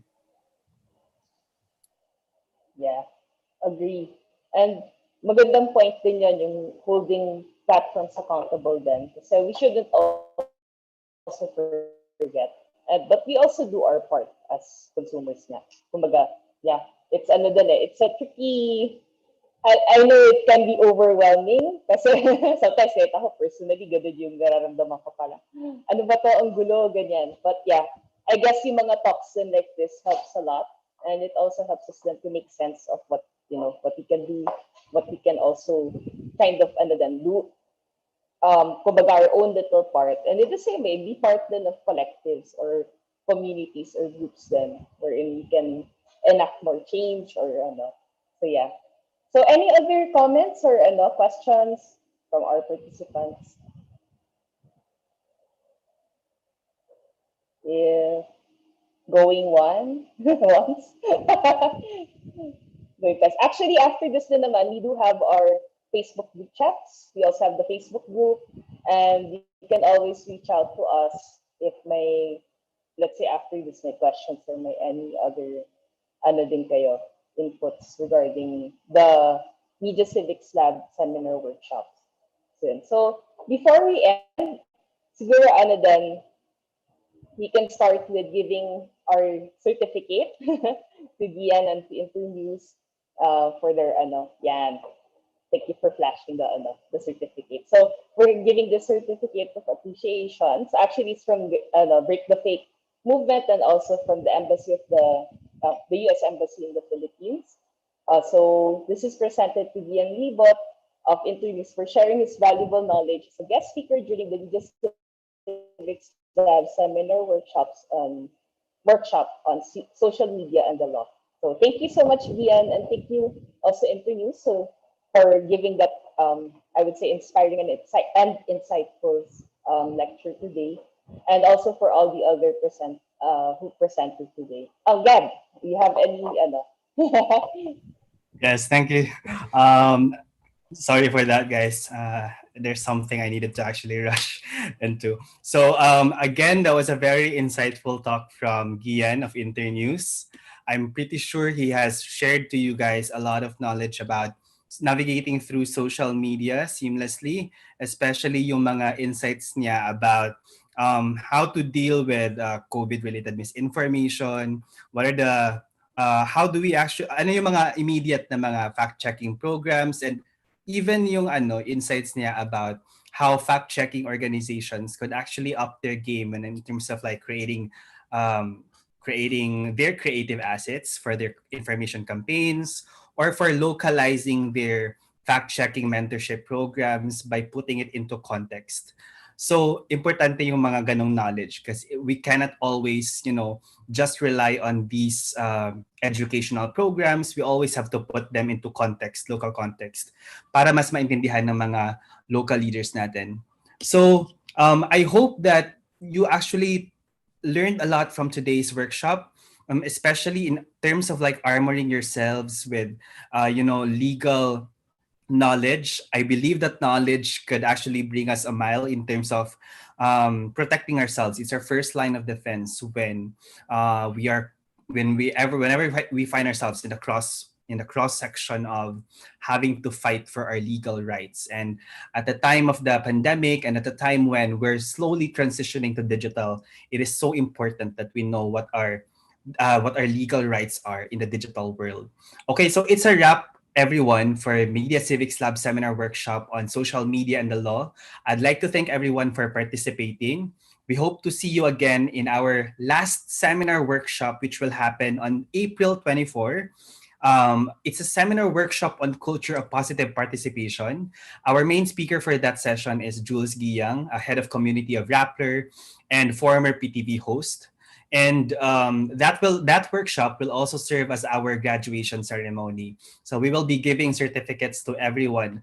All of you who are asking a lot about the certificates, we will give all the certificates after that particular workshop, or maybe during the session. We'll figure it out, And then make sure that you actually answer the lecture feedback form, because there's someone who is assigned in checking the attendance, but we always audit your attendance based on the lecture feedback form as well.